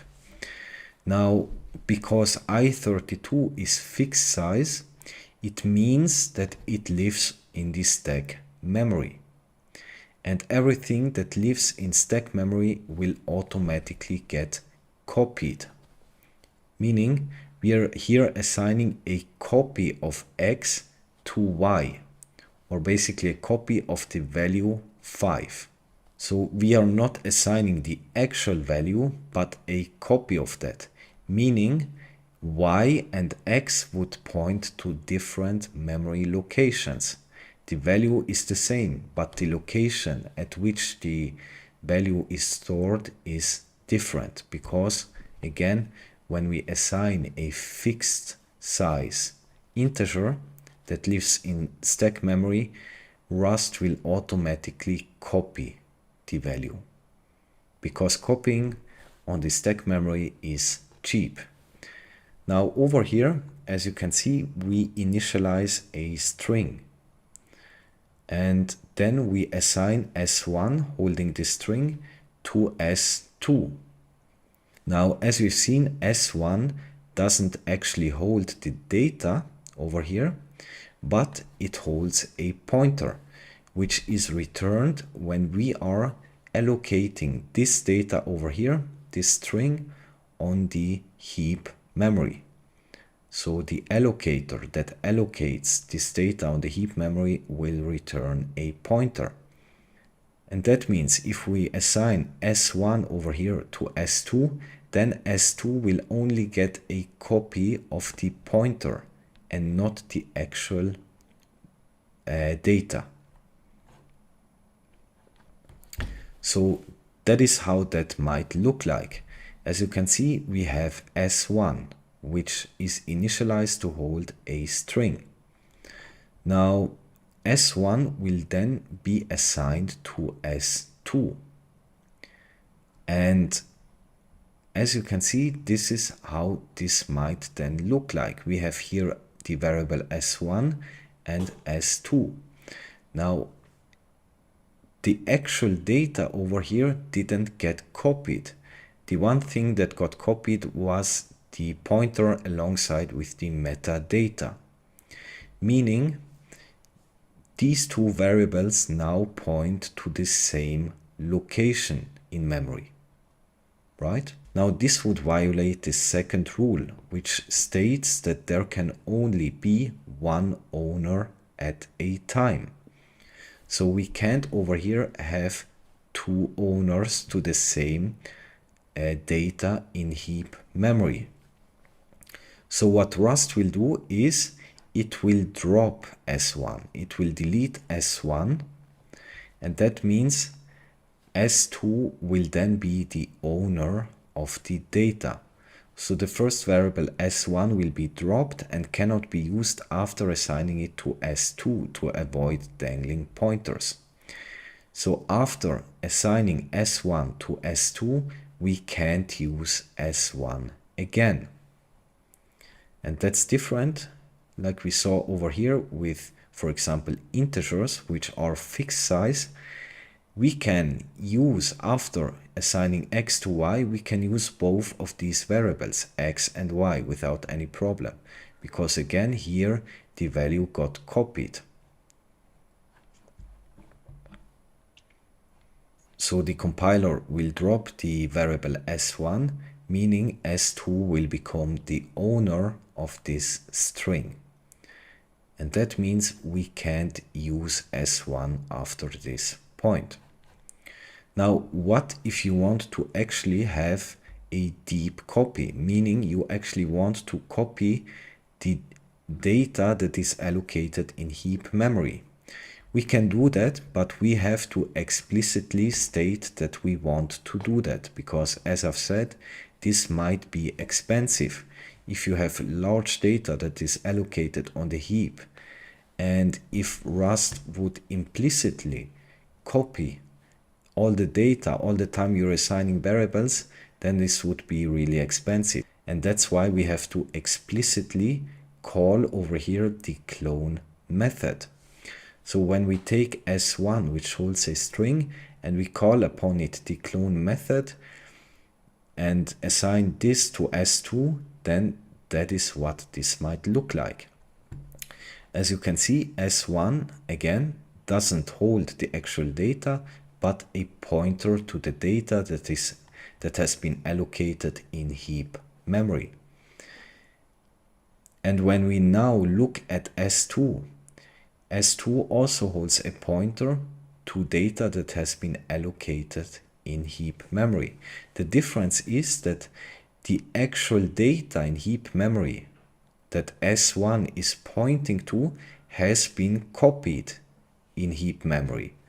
So S1 and S2 point to different locations, even if the data is the same, right? And that's different from what we saw here. As you can see, S1 and S2 point to the same location in heap memory. I hope you get the concept. So let's now see how ownership works in functions. As you can see, we have here a variable s, which we initialized with a string type. So over here, s comes into scope. And in this case, s will be the owner of this data. Then over here, we are calling the takes ownership function, providing it an argument of s. So s value moves into the function and so is no longer valid here. Meaning the function takes ownership is now the owner of s. So as you can see, this function over here takes an argument of string type and it just prints out the provided string. So as you can see, some string comes into scope. And some string over here is the string we have provided as an argument. Then we print it out, and over here some string goes out of scope and drop is called. The backing memory is freed, meaning when we reach the end of the scope, some string will get deallocated in heap memory. So after this point over here, s can't be used in this main function over here, because again, the ownership has been moved from variable s into the takes ownership function. Now over here, we have another initialized variable x with a value of 5.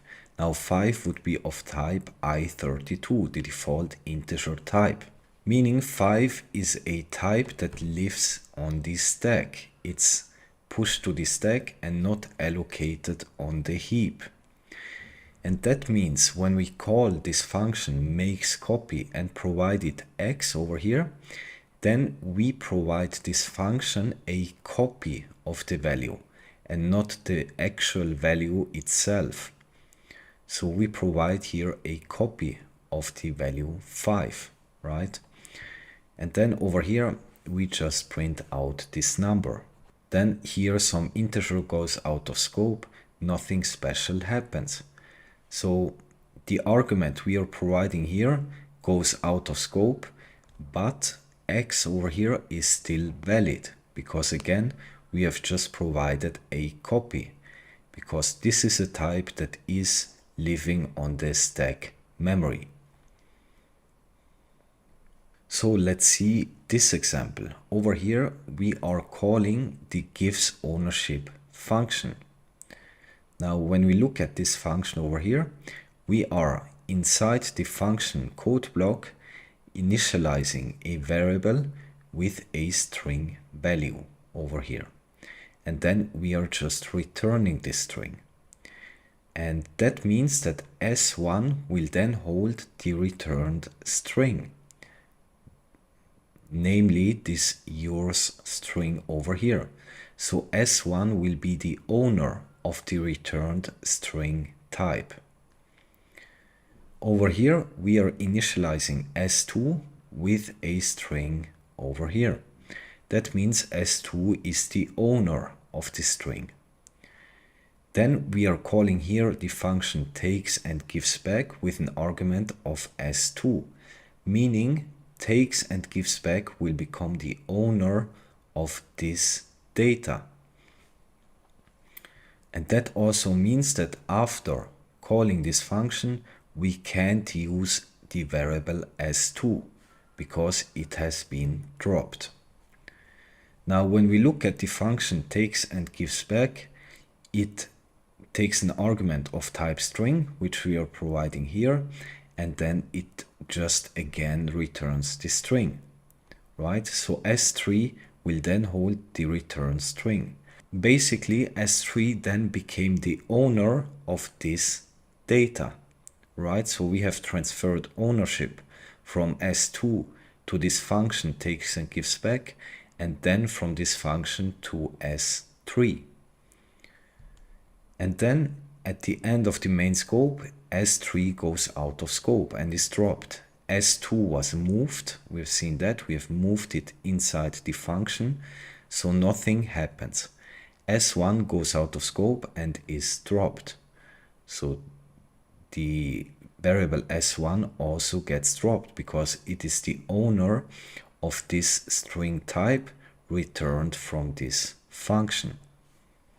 So you're now asking, why do I even care about all this stuff? In other languages, I don't have to worry about all of this, and this seems rather complicating a simple issue, right?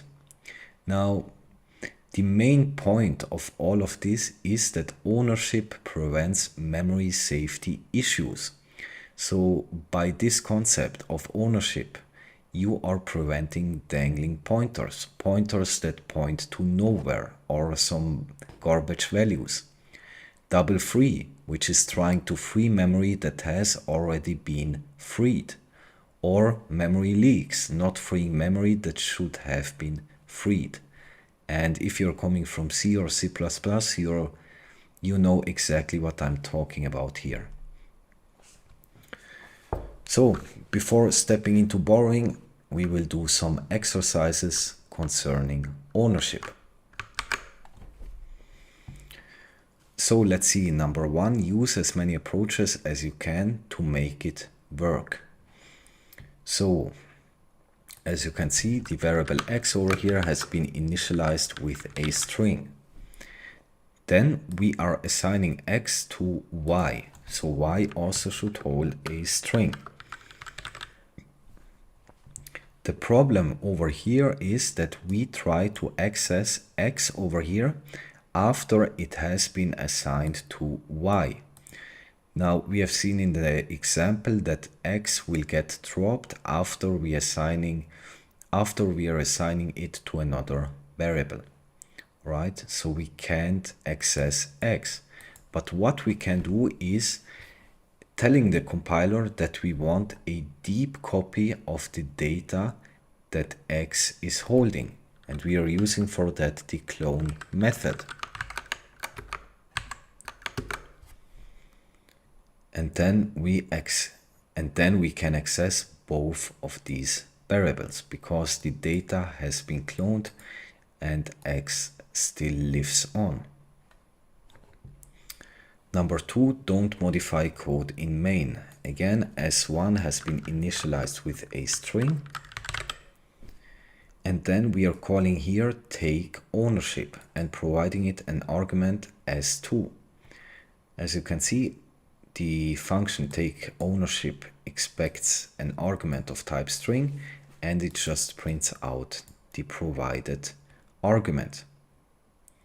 Now we are then assigning the return value of this function to this variable.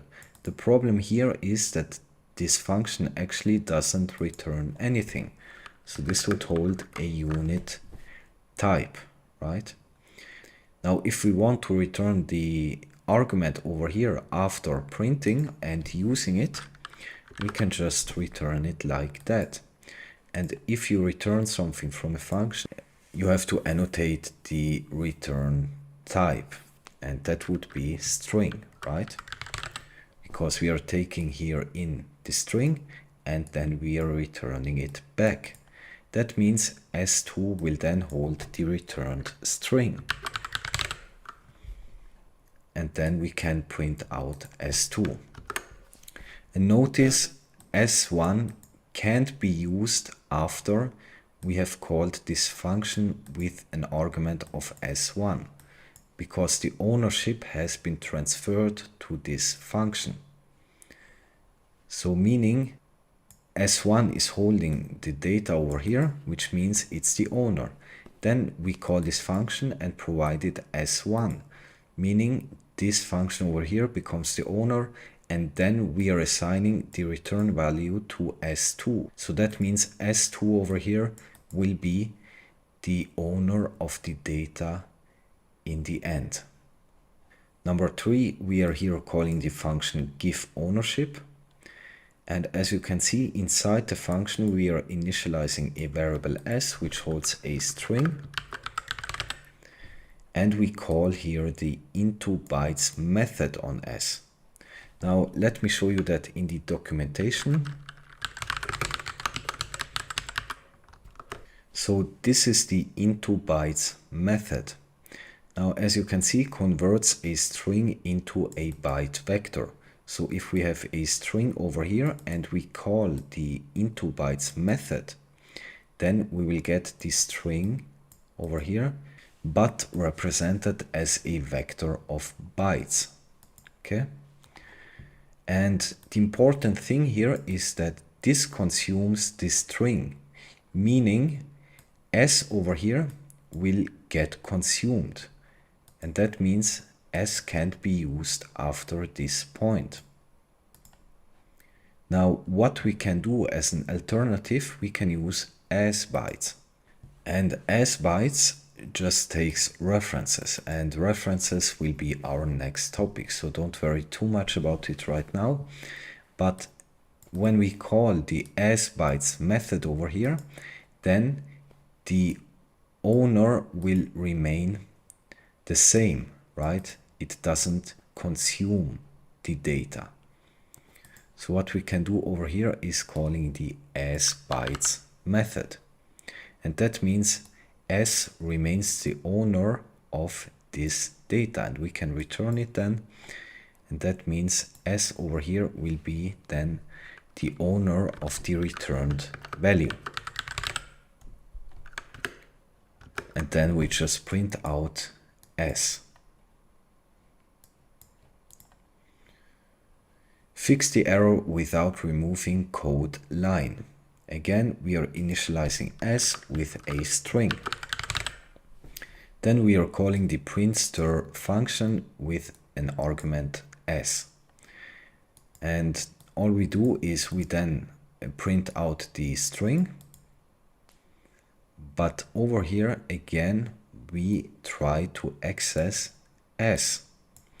And that would be a compiler error, because we are over here providing s as an argument to this function over here, meaning this function will become the owner of the data s is holding, and that means s is not accessible anymore. What we can do over here is we can call the clone method.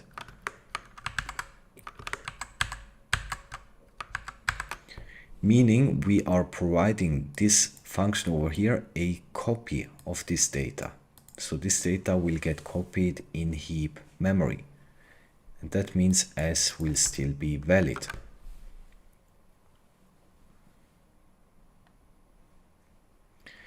Don't use clone, use copy instead.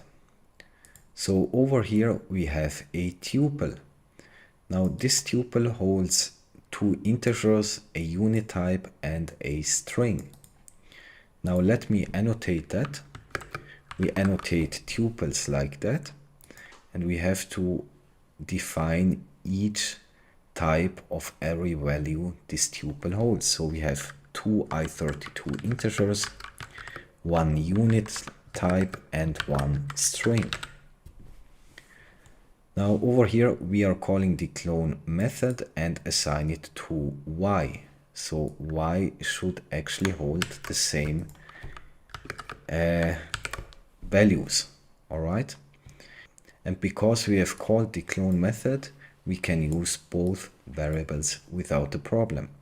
Now it says don't use clone, so we can't use clone over here. Now my solution to this would be, if you take a look at the types this tuple is holding, then we see that most of the types over here are actually on the stack memory, meaning they are of known fixed size, right? So integers and i32 would be of size 32 bits, right? A unit type would be of 0 bits. The only problem arises here because we have a string. Now a string is a heap allocated type, meaning its size is not known at compile time. Now what we can do over here is we can use a string literal.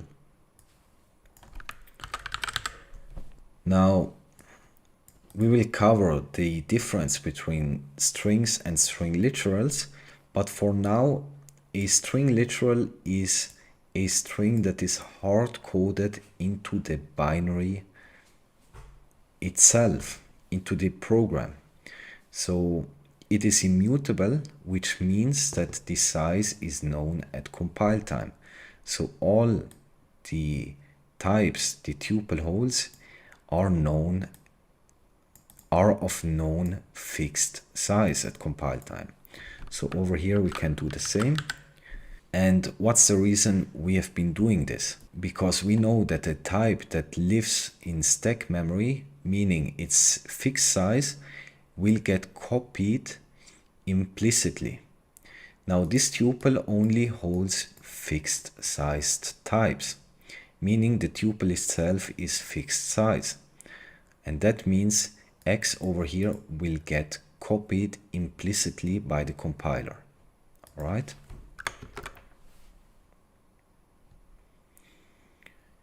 Mutability can be changed when ownership is transferred. As you can see, we are here initializing S with a string. Then modify this line only. We are here assigning S to S1. Now over here, as you can see, we are modifying the string that S1 is holding. And remember, when we assign S to S1, S1 will become the owner of this data, meaning S will get dropped. So we are then trying to mutate S1, and we are pushing to it the string world. Now remember that a variable is immutable in its nature, so we have to use the mute keyword over here to denote that S1 should be mutable.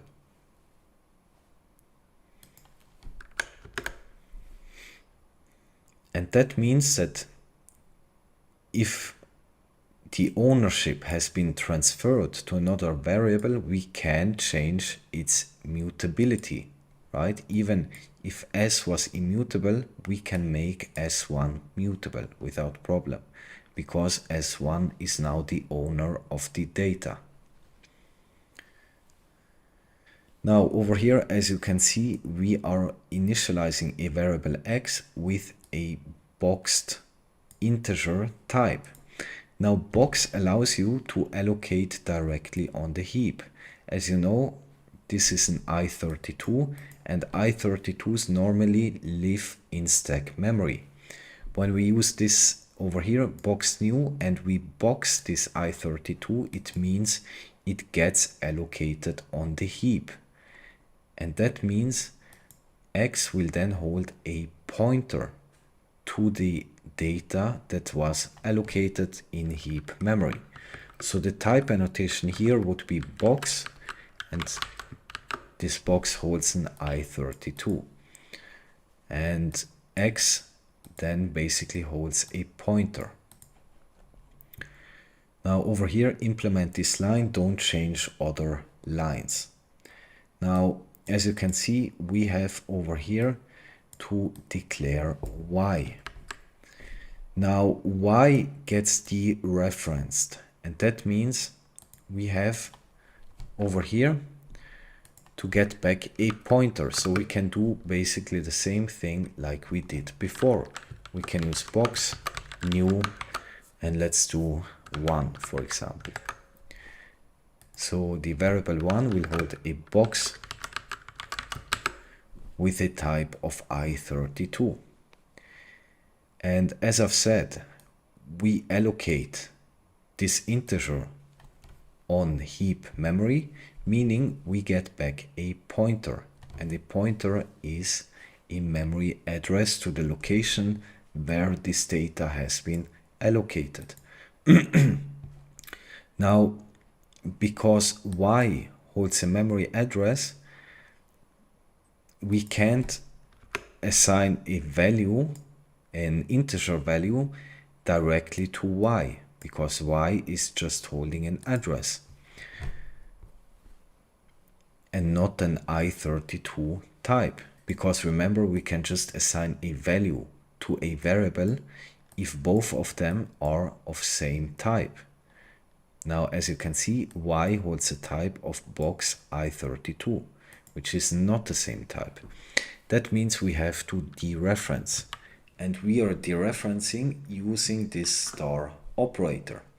And this star operator means we go to the location of y, because y is holding a memory address, and we want to access the value, right?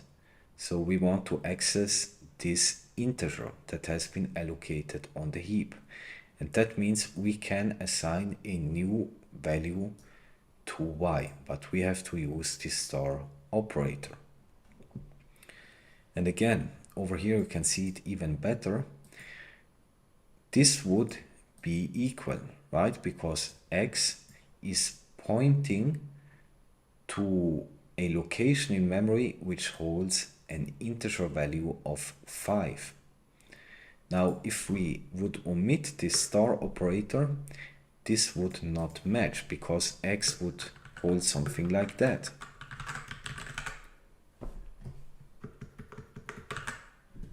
Right? A memory address. Now, this memory address and the integer 5 would not be equal.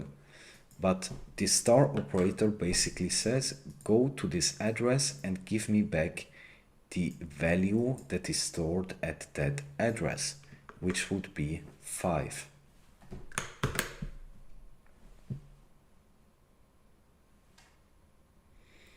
And of course, we have to make this variable over here mutable, right? Because we are here mutating y.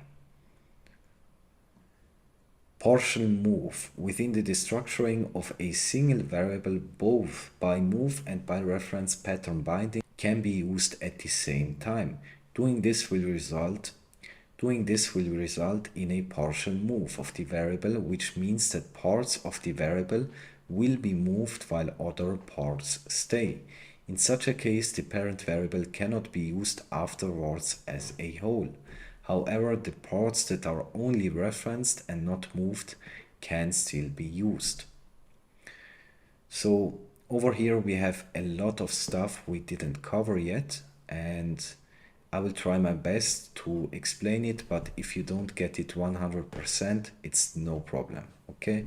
We will go into greater detail on each of these structures and types. So as you can see over here, we have a struct person. Now a struct is basically a custom type. We can create our own types in Rust. And a struct basically is a template. We are saying here, as you can see, the struct holds two members. One name, which is of type string, and one age, which is of type boxed U8. Okay, a heap allocated unsigned 8-bit integer. Then we have to instantiate this person struct, meaning we are using this template and create basically a concrete value of that. So we are providing here for the name member a string like it's defined here, and for the age we provide a boxed value of 20. Now this person variable will then hold a type of person, right? This is now our own custom defined type. Now name is moved out of person, but age is referenced. So over here we are destructuring the person instance over here. And we do that very similar to tuples we have seen. We use the let keyword, the name of the struct, and then we destructure the fields. So the person instance over here will get destructured, meaning person name will get put into the name variable. And the age member here will get put inside this age variable. Now notice something, we are here using the ref keyword, meaning the age variable will only take a reference of this data and not the actual data itself. But name will get moved inside this variable. So the name variable here will be the owner of this string, right? And that means that person is not the owner of this string anymore. It has been when instantiating this struct, but it is not anymore. Then, as you can see, we are printing out these variables, but we then can't use the person instance, right? Because the person instance is not the full owner of all the members inside it. And also we can't access person.name. This is how you would access normally a member in a struct, person dot and then the member, in this case name.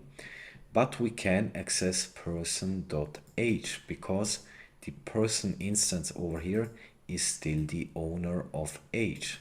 Because again, we have destructured it and the variable age only took a reference. Again, if you don't understand 100%, it's fine. Okay, we haven't covered a lot of the stuff going on here. And I even think this is not a good example right now. But yeah, so exercise 8. As you can see, we have here a tuple holding two string types.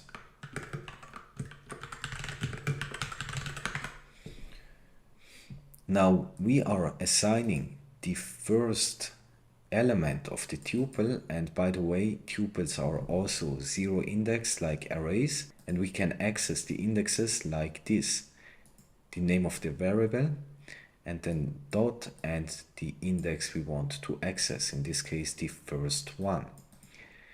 That means that underscore s will hold a type of string, right? Namely this over here. And that means the ownership of this string data here got transferred to this variable. So underscore s is now the owner of this data.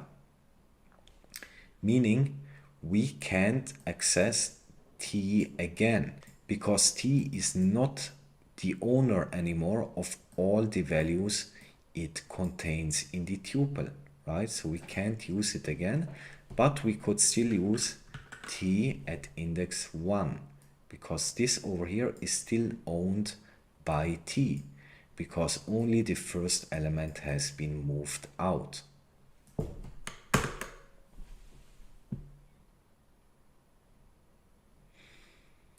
And over here again a tuple with two strings. So fill the blanks. As you can see, what we want here is destructuring the tuple, and we want to initialize these two variables, s1 and s2. And remember, when we destructure it, we have a syntax like that. Now over here, as you can see, when we are destructuring this tuple, both of the values it is holding will get transferred to these variables. So s1 will be the owner of this string and s2 will be the owner of this string, meaning t doesn't own any values after this point. But what we can do, because we want to access t again over here, we can call the clone method, as you've seen. Meaning s1 and s2 only hold copies of these strings and not the actual values. And that means that t will still be accessible and t is still the owner of all the values inside the tuple. Alright, see you in the next topic. So let's look at borrowing. Borrowing is a way of temporarily access data without taking ownership of it. When borrowing, you're taking a reference, a pointer to the data and not the data itself. Its goal is to prevent dangling pointers and data races. Data can be borrowed immutably and mutably, and there are certain rules when borrowing which we have to comply with, otherwise the program won't compile. Let's look at these rules. The first rule states that at any given time you can have either one mutable reference or any number of immutable references. But you cannot have both. You either have one mutable reference or any number of immutable references. And the second is references must always be valid. So let's see an example of a reference. Over here we are initializing S1 with a string. Then we call the calculate length function. And as you can see, we are here passing a reference to S1. And this is indicated by this ampersand symbol over here. So then let's see the calculate length function. As you can see, the argument should be of type reference to a string, which we did provide, right? It's a reference, this ampersand, to S1, which is of type string.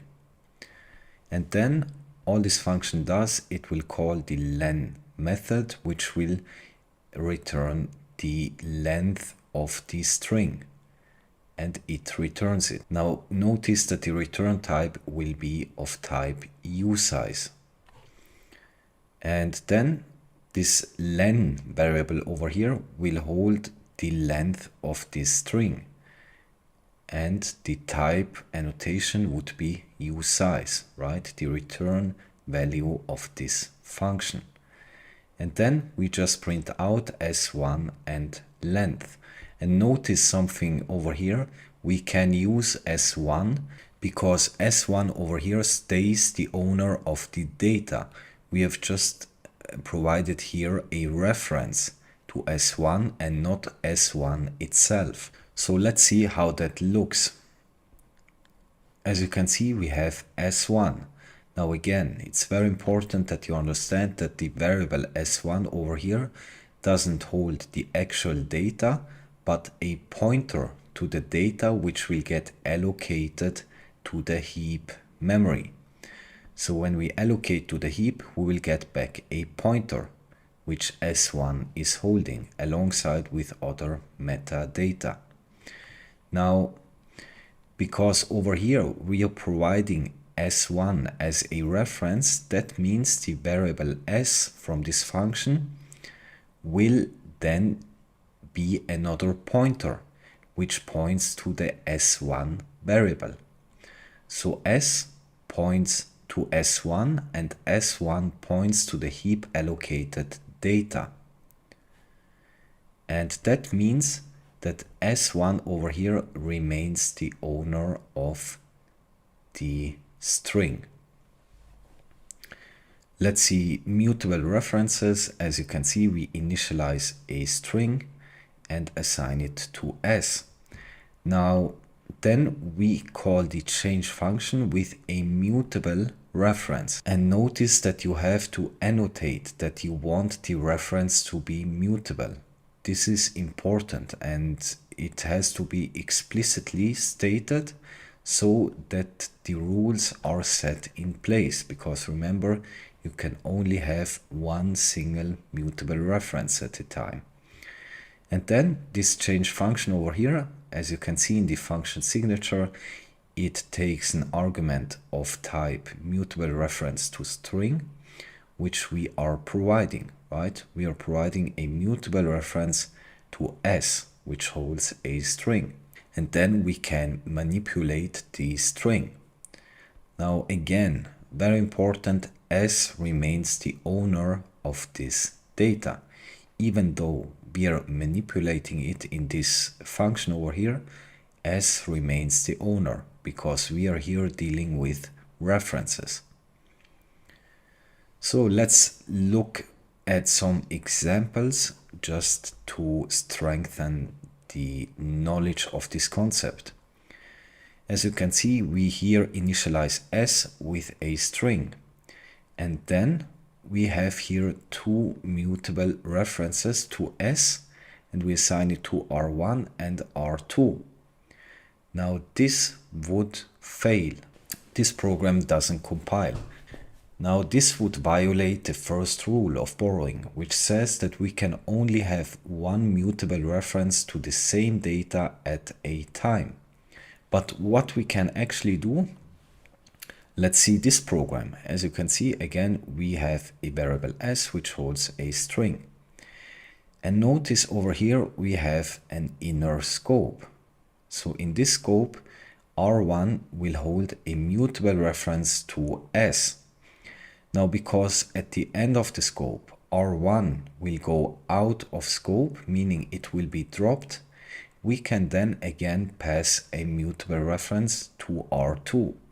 So this program will compile. So over here again, initializing s with a string. Here we have two immutable references to s. Now up to this point, no problem, because the first rule states that we can have any number of immutable references. The problem is over here, because we are then assigning a mutable reference to s to R3. This is a problem, because this would violate the first rule of borrowing, which says that we can either have any number of immutable references or one single mutable reference. But we can't have both of them, immutable and mutable references, at the same time. Now over here, as you can see, we have the exactly same program, but as you can see, we are here having two immutable references assigned to R1 and R2, and then we just print it out.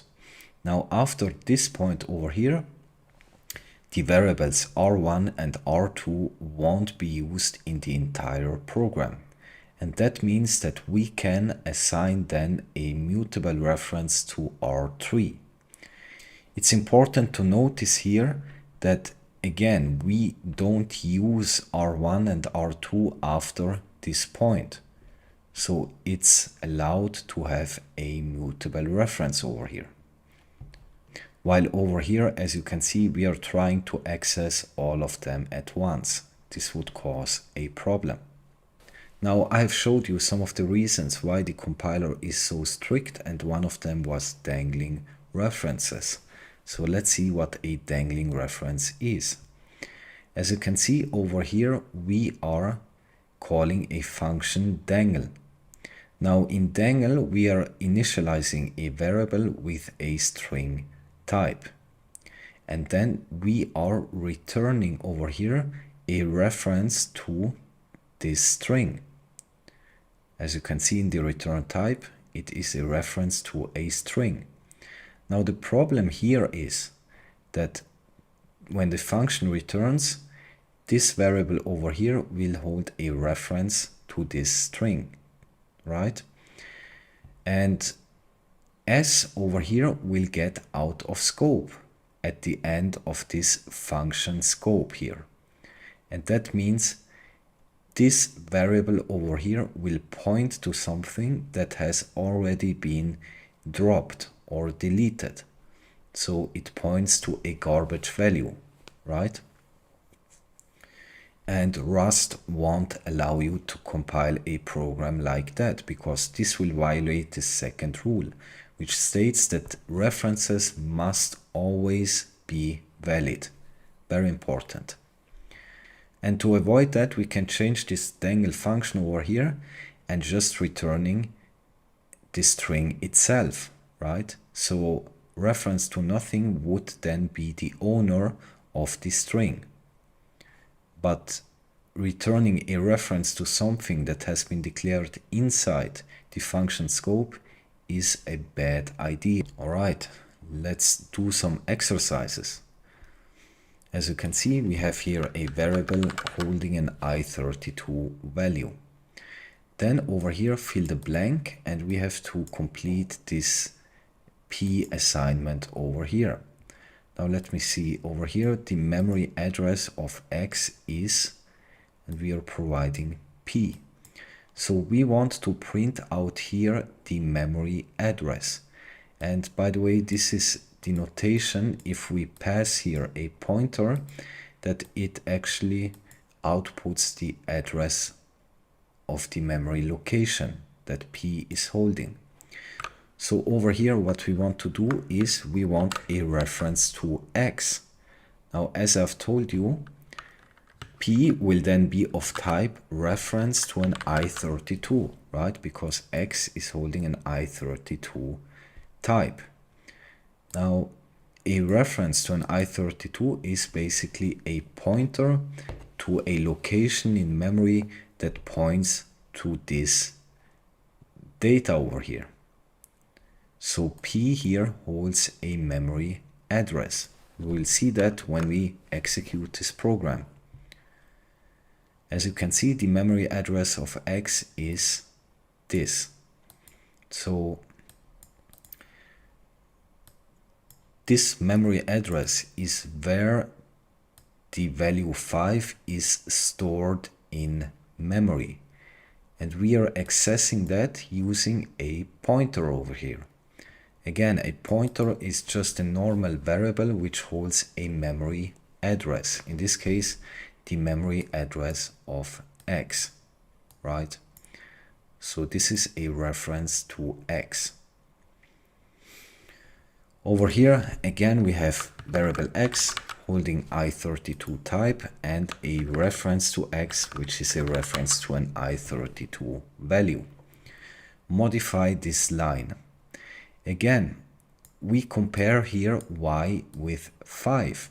Now, y doesn't actually hold the value 5, it holds a memory address. Now, to access the data at which this y pointer here will point to, we have to dereference, and we do that with the dereference operator, like that. That means go to the location of y and give me the value, right? So when we go to the location where x is stored, for example, at this memory address, we want to get the value that is stored at that address. And we are using here the star operator just to access the value.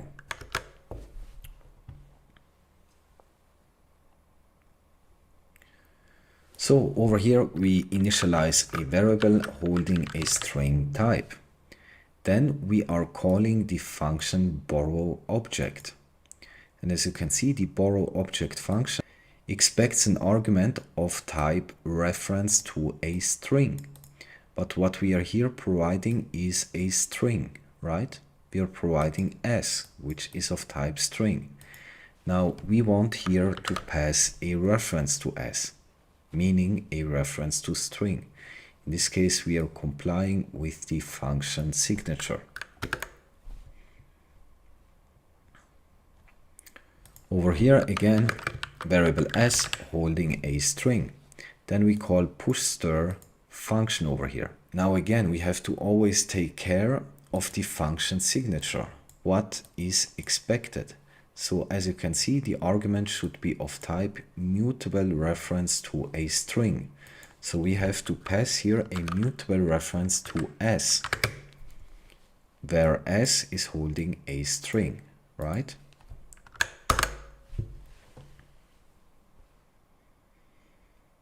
Number 5, again, here having a string.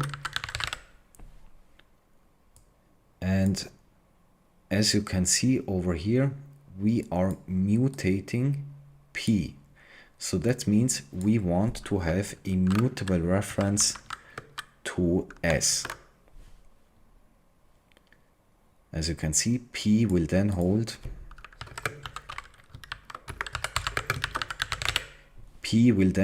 a mutable reference to a string type, right?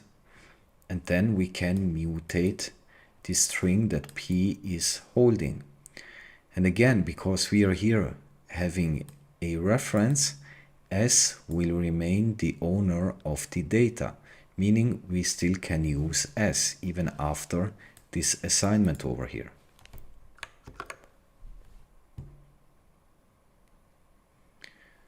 Ref can be used to take references to a value similar to ampersand. As you can see, we have here a variable holding HR. And this over here would be a variable which holds a reference to HR, right? A reference to C. Now fill the blank, don't change other code. Now, instead of here using the ampersand symbol, we can use the ref keyword. And it's exactly the same. Actually, they are very similar. There are some minor differences in pattern matching, but we will come to that. So when we dereference R1 and R2, then they should hold the same data, right? And over here, check the equality of the two address strings. So we have here a function getAddress, which gets called with R1 and R2.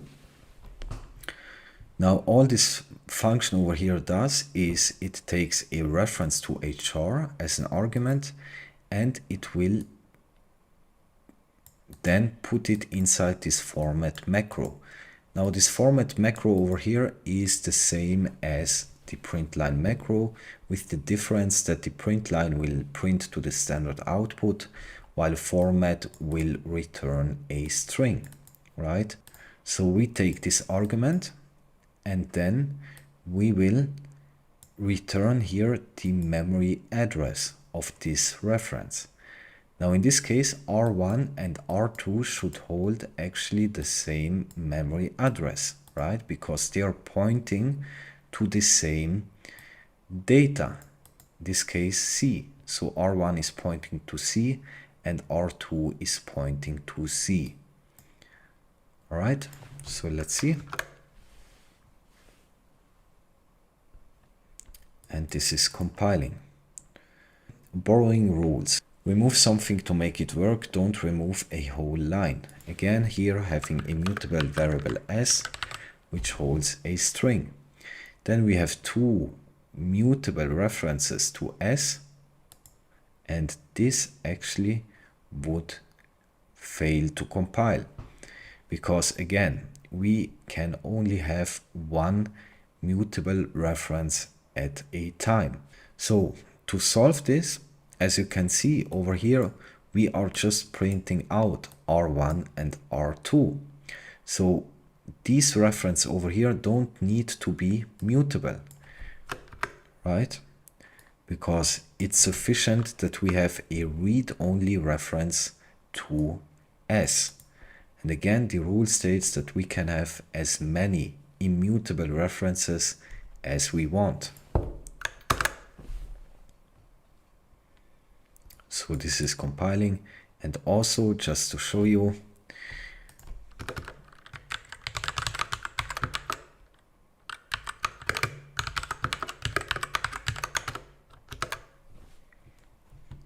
when dealing with references over here, as you can see, S is still valid, right? Error: borrow an immutable object as mutable. Fix the error by modifying this line. As you can see, we have here a string, and we call here borrow object with a mutable reference to S. So the problem over here is that we can't pass a mutable reference to something which is immutable. So we have to make this variable over here mutable, and then we can provide here a mutable reference to this variable.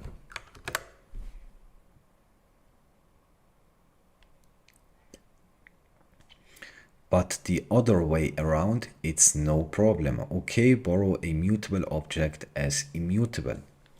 So this code has no errors. as you can see, we have here a string, and we are passing to the borrow object an immutable reference, right? Now, this would actually compile because, as you can see, the function signature states it should be an immutable reference. Even though s itself is mutable, we can still pass it as an immutable reference. This would compile without problems. And then over here you can see we are even mutating s because it's mutable. Comment one line to make it work. We have here a string, and we have a mutable reference to s, right? So this would be the type annotation, mutable reference to a string type. Now we are then mutating R1, and over here we again have a mutable reference to s.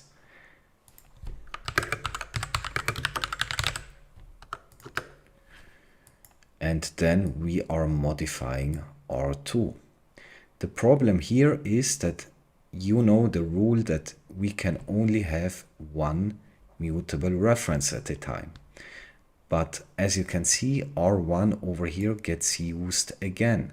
So this should remain valid, but we can't have two valid mutable references at the same time.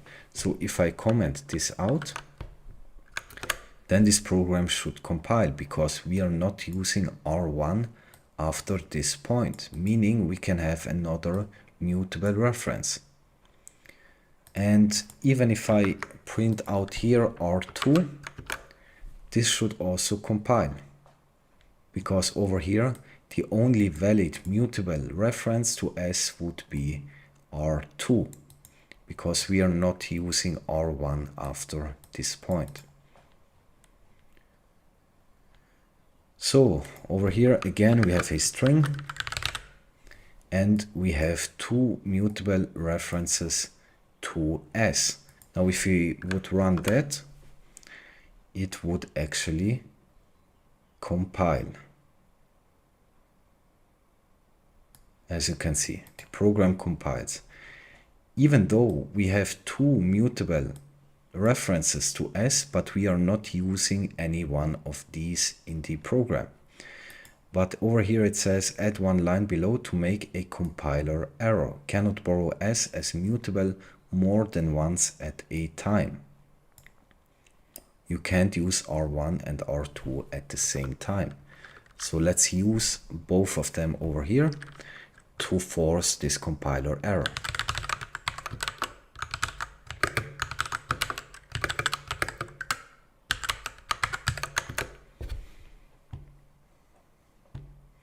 And as you can see, this would be the compiler error we are expecting. Cannot borrow s as mutable more than once at a time.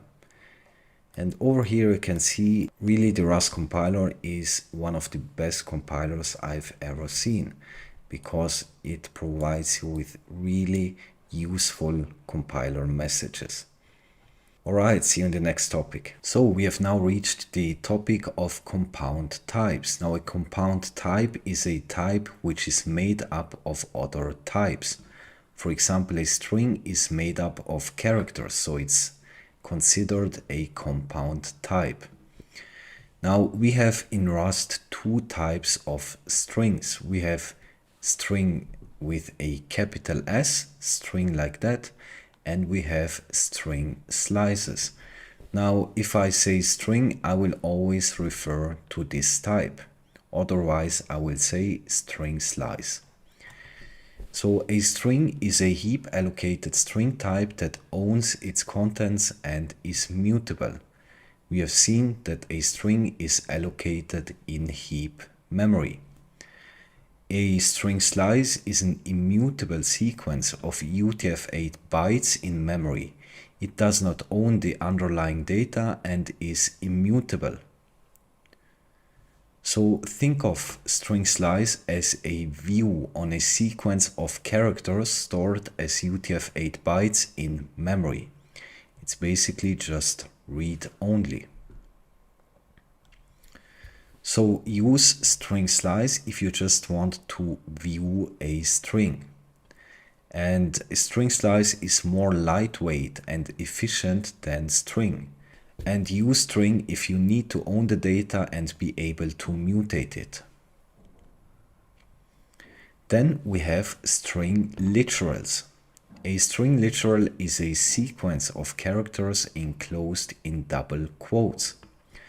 It's fixed size, compile time known sequence of UTF-8 bytes. The type is reference to static string, which indicates the data is stored in static storage, meaning it is valid throughout the entire lifetime of the program. The data is hard-coded into the executable and stored in read-only memory, meaning they are immutable. So let's now see an example of a string slice, and I'm seeing my head is in the way here. Let's do it like that. So let's see. Over here we are initializing s with a string. Now again, I repeat myself, I know, but this is very important. S doesn't hold the actual data. It holds a pointer which points to the data that is allocated in heap memory. So S will have a pointer alongside other metadata that will point to the first character of the string. And let's now consider this world variable here. So we are taking a reference to S, meaning S will remain the owner of the heap allocated string. So we are taking a reference to S and providing here an offset from 6 to 11. Now I hope you remember, in a range this would be excluded, so it would be from 6 to 10. So when we look at the world variable, we see that it has a pointer and a length. Now this length over here is actually false. I'm sorry for that. This should be the length of the string slice. In this case, 1, 2, 3, 4, 5. So this pointer points to the offset of the string we have provided. So it points to index 6 and it goes to 10 because again 11 is excluded. So this world here will hold a string slice of this word, right? So the string slice world points to a sequence of characters stored on the heap. This is basically just a view into a heap allocated string, and that's why it's immutable. Alright, the type of string literal hello world is &stir. For example, let s string slice equals hello world. Now this would be a string literal, right? Because we are hard coding it into the executable. And a string literal is also considered a string slice because it's also immutable and it's basically just a reference to the static memory this string gets stored in. So stir and string slice. We can't use stir type in normal ways, but we can use reference to stir. Fix error without adding new line. As you can see, this would over here be a string literal. We are hard coding this string into the executable, into the program itself. So again, we can't use stir as a type, but we can use a reference to a stir, right?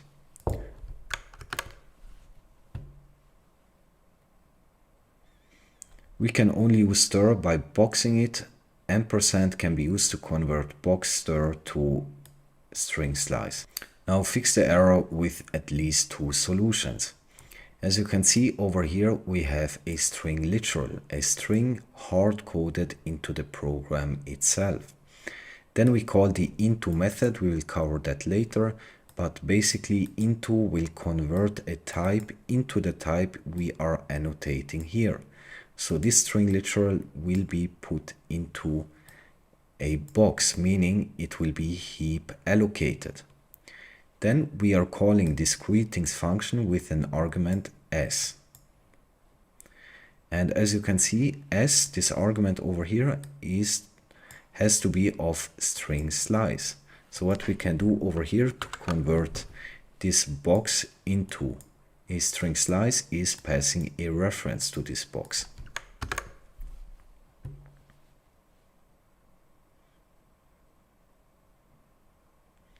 As you can see, this is compiling, but we even can just omit all of this, right? This would hold a string slice, and we then just pass s. Notice that we don't have to pass a reference to s because s is already the type we need.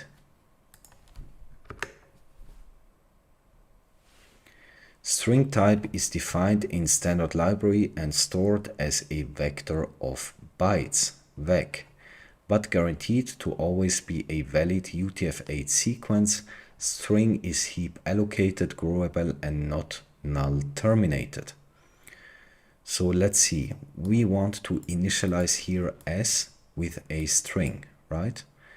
Then we are mutating this string over here and mutate it again. Now over here we are pushing to it a string literal, and over here we are pushing to it a single char. Now if you push a single char, you just use the push method, not the push stir method. And in the end, s should hold hello world. Now we can initialize here an empty string like that.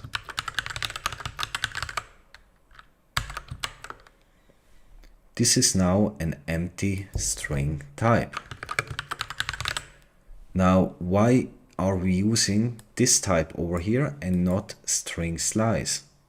Like so, for example. Why aren't we doing it like that? Because remember, a string slice and string literals are immutable. They are just references to some string data in the memory. So we have to use string here.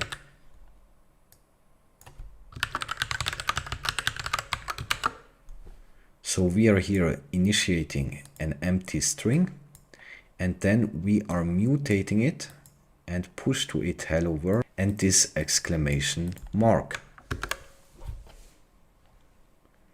This compiles. Let's output the string.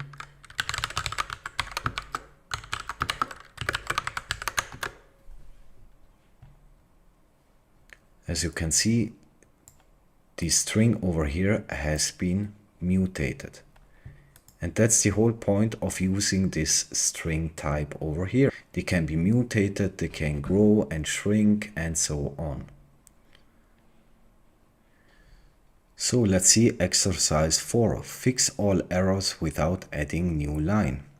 As you can see over here, we have initialized a variable with a string.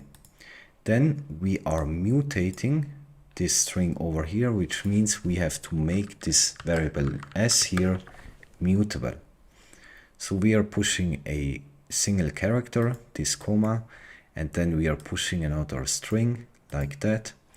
And we can even push to the string by using this notation here, even though I don't like it, but it's also possible.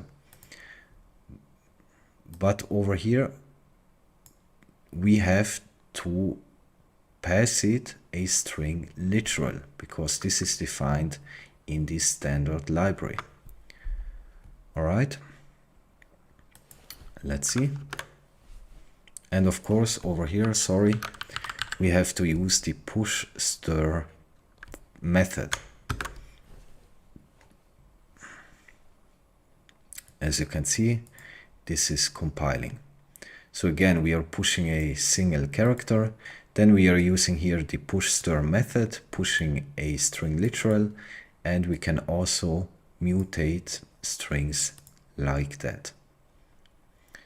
Replace can be used to replace substring.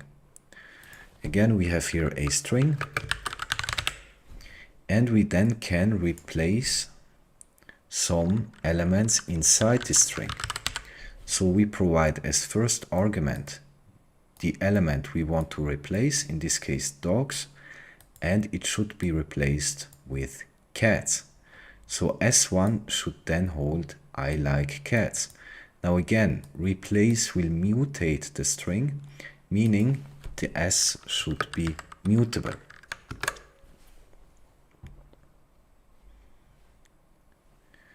More string methods can be found under string module.